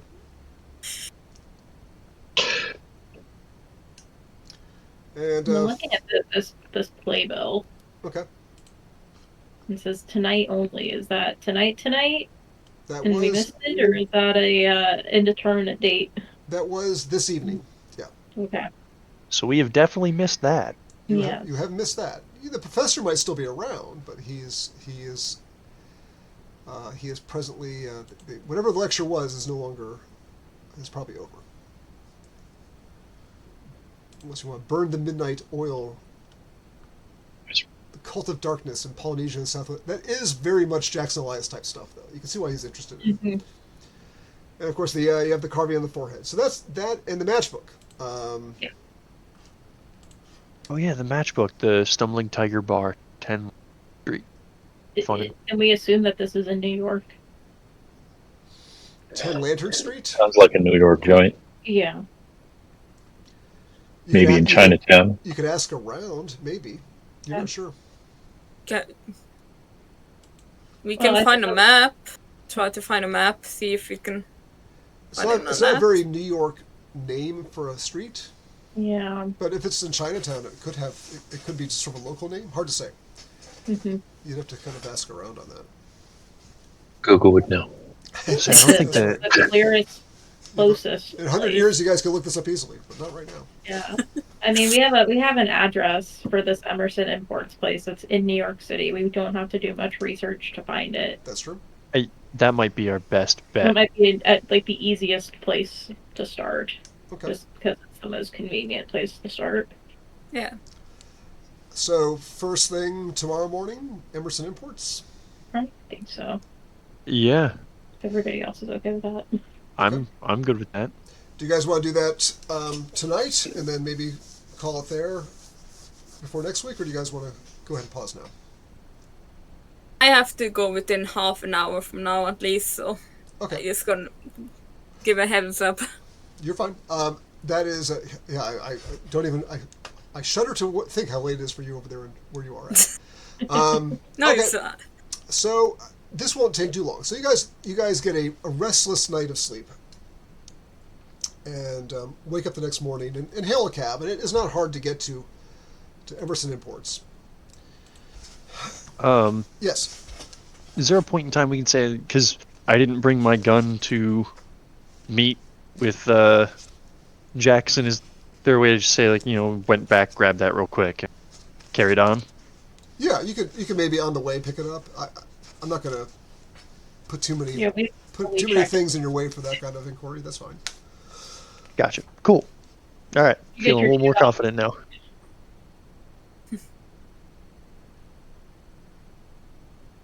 Okay. All right. So Emerson. One thing that the first thing you kind of come across is the next morning is you pick up the paper, and already hot off the presses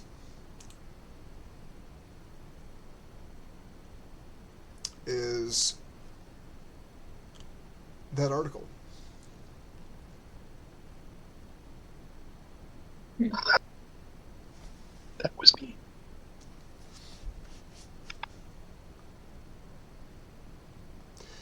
I'll go ahead and read it quickly.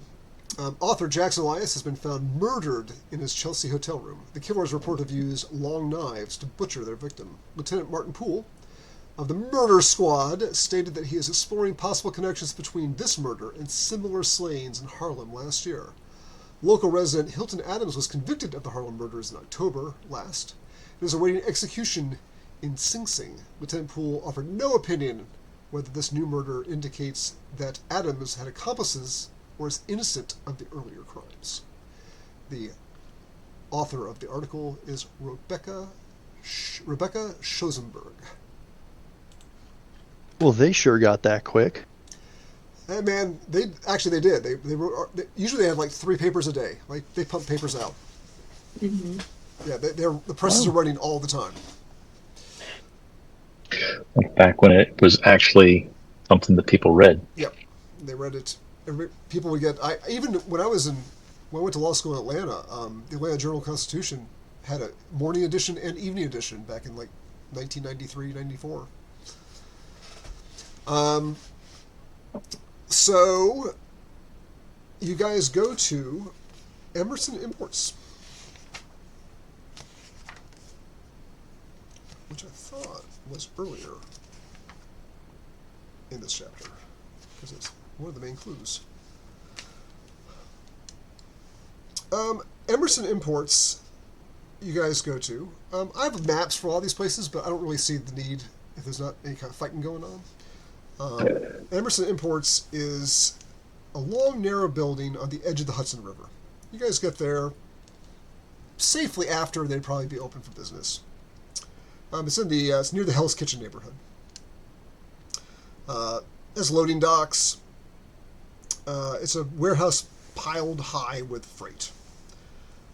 You kind of poke around some. You speak to some foremen and some longshoremen that are handling cargo, and you eventually come across the owner of the business, Arthur Emerson. He's a fellow in his 50s. and he's the one who runs the business. I will let you take it from there.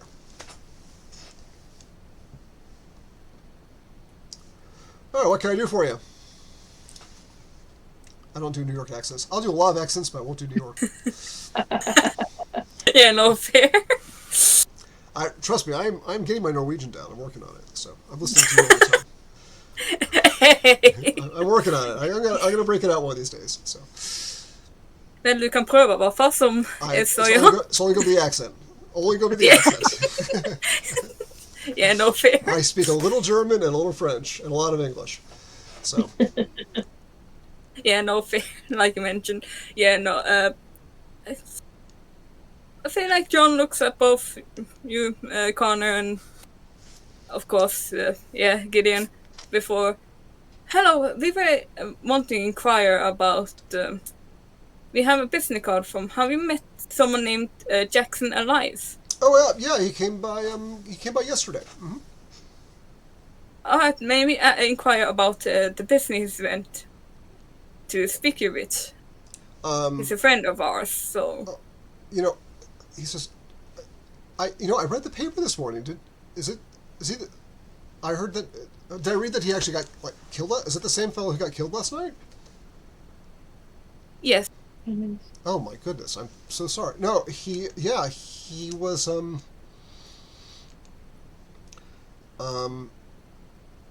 he wanted to know. We get a lot of. He's asking where we trade a lot of goods from overseas. We're an import-export business, primarily imports, and we're the agent for an importer from Mombasa named Aja Singh. And he was wondering where, he's a pretty persuasive fellow. I said more than I probably should have. He was asking about where, who our main customers are around here, and I mentioned that one of our main customers is a little curio shop in Harlem called the Juju House. The proprietor is Silas Nakwane is the guy who runs the place, and he seems sort of interested in that, and he took my card, and that's about all I can say really. He's working on a book, I think he said. He seemed a little, I don't know, he seemed a little yeah, he seemed a little edgy though. Like seemed kind of looking over his shoulder a lot. Wasn't sure what was up with that. I know. Those. Do you happen to know what kind of goods are being imported for that particular business? I mean, I see what's on the bill of lading. I mean, I don't necessarily open it up, but it's knickknacks and curios like carved ivory tusks and drums and stuffed But lions. everything out of East Africa, then. Mostly, yeah. That's mostly where things are coming from.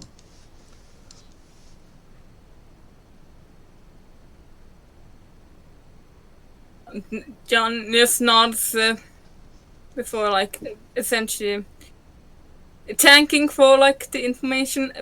Though, could John try to, somewhat see, as, he's talking with Father Connor, if he is, hesitating on saying something, maybe? He's... Oh, you're trying to, get a read off of... yeah. Okay, give me a psychology roll. Alright. Give me a second. You could also see if he's got an address for Juju. Nope. Okay, well, you can ask that, Gideon. You're there. Yeah. Yeah, I'll not interrupt, but you mentioned Silas and the Juju house, so just ask him, is there an address for the Juju house? Is it somewhere open to? Well, yeah, no, it's a little curio shop. It's kind of back at the end of an alleyway. There's a courtyard there. It's at One Ransom Court in Harlem. One Ransom Court? One Ransom Court. Mm-hmm. I mean, it's not the only place that we him a good. I mean, I can't run this shop just based on what a little curio shop does there, but that's the one that Elias was asking about primarily, just like you guys are. Yeah, that Nikwane guy, I don't know, there's something about him. He just, I mean, I usually send the fellows over there. He just gives me the creeps. Like, it's just something about him makes my skin crawl. I mean, it seems like a nice enough old guy, but I don't know. It's just the way he looks at you. Does Anything he else wear a headband? we should know about him? I was going to answer that question, but you're dead. You know the answer. He gives you the creeps? Like, is he just a strange guy? Or does he do something that seems I don't a know, little odd? It's one of those things that you just can't really put into words. Just the way that he kind of looks at you, like he's looking through you. You know. I told Elias the same thing. Yeah. Well, I'm really sorry that happened. You think it's not connected to you? Probably not. No. John. No idea. John says this in a tone that like he is like, yeah, no, yeah, probably not. Probably not. Nothing Trying to figure worry out about. Where he was. Or he might have been the day before he died. All right. So, also, I would just say, because you guys haven't occurred to you, his publisher is also here in New York, which would probably be another place that you would want to go to. Just to kind of toss that out as a little helpful hint. But I Right. think we are at a good stopping point. You have several leads to follow up upon. And it is now the 16th, after we have passed the 15th, the 100th anniversary of the death of Jackson Elias. And so I am going to mark our calendar off a couple of days. Get ready for the bright page. Here it comes. No. That is this. like a flashbang. Bam. That's right. You and your airsoft. Oh, Right. yeah. We are now on the we are now on the 16th. Let's open Wikipedia as well. Let's get double the white. Yeah, I have a second screen, and I'm afraid of opening something else on there because it's just going to be a bright light from another direction. I'm going to be just Yeah, I only have the blind. one screen, so I'm trying to, just for the purpose of recording, keep it fairly clean. All right, everybody, and we will stop our investigation at this point. No injuries, although there's plenty of opportunities, and we will see everybody next week.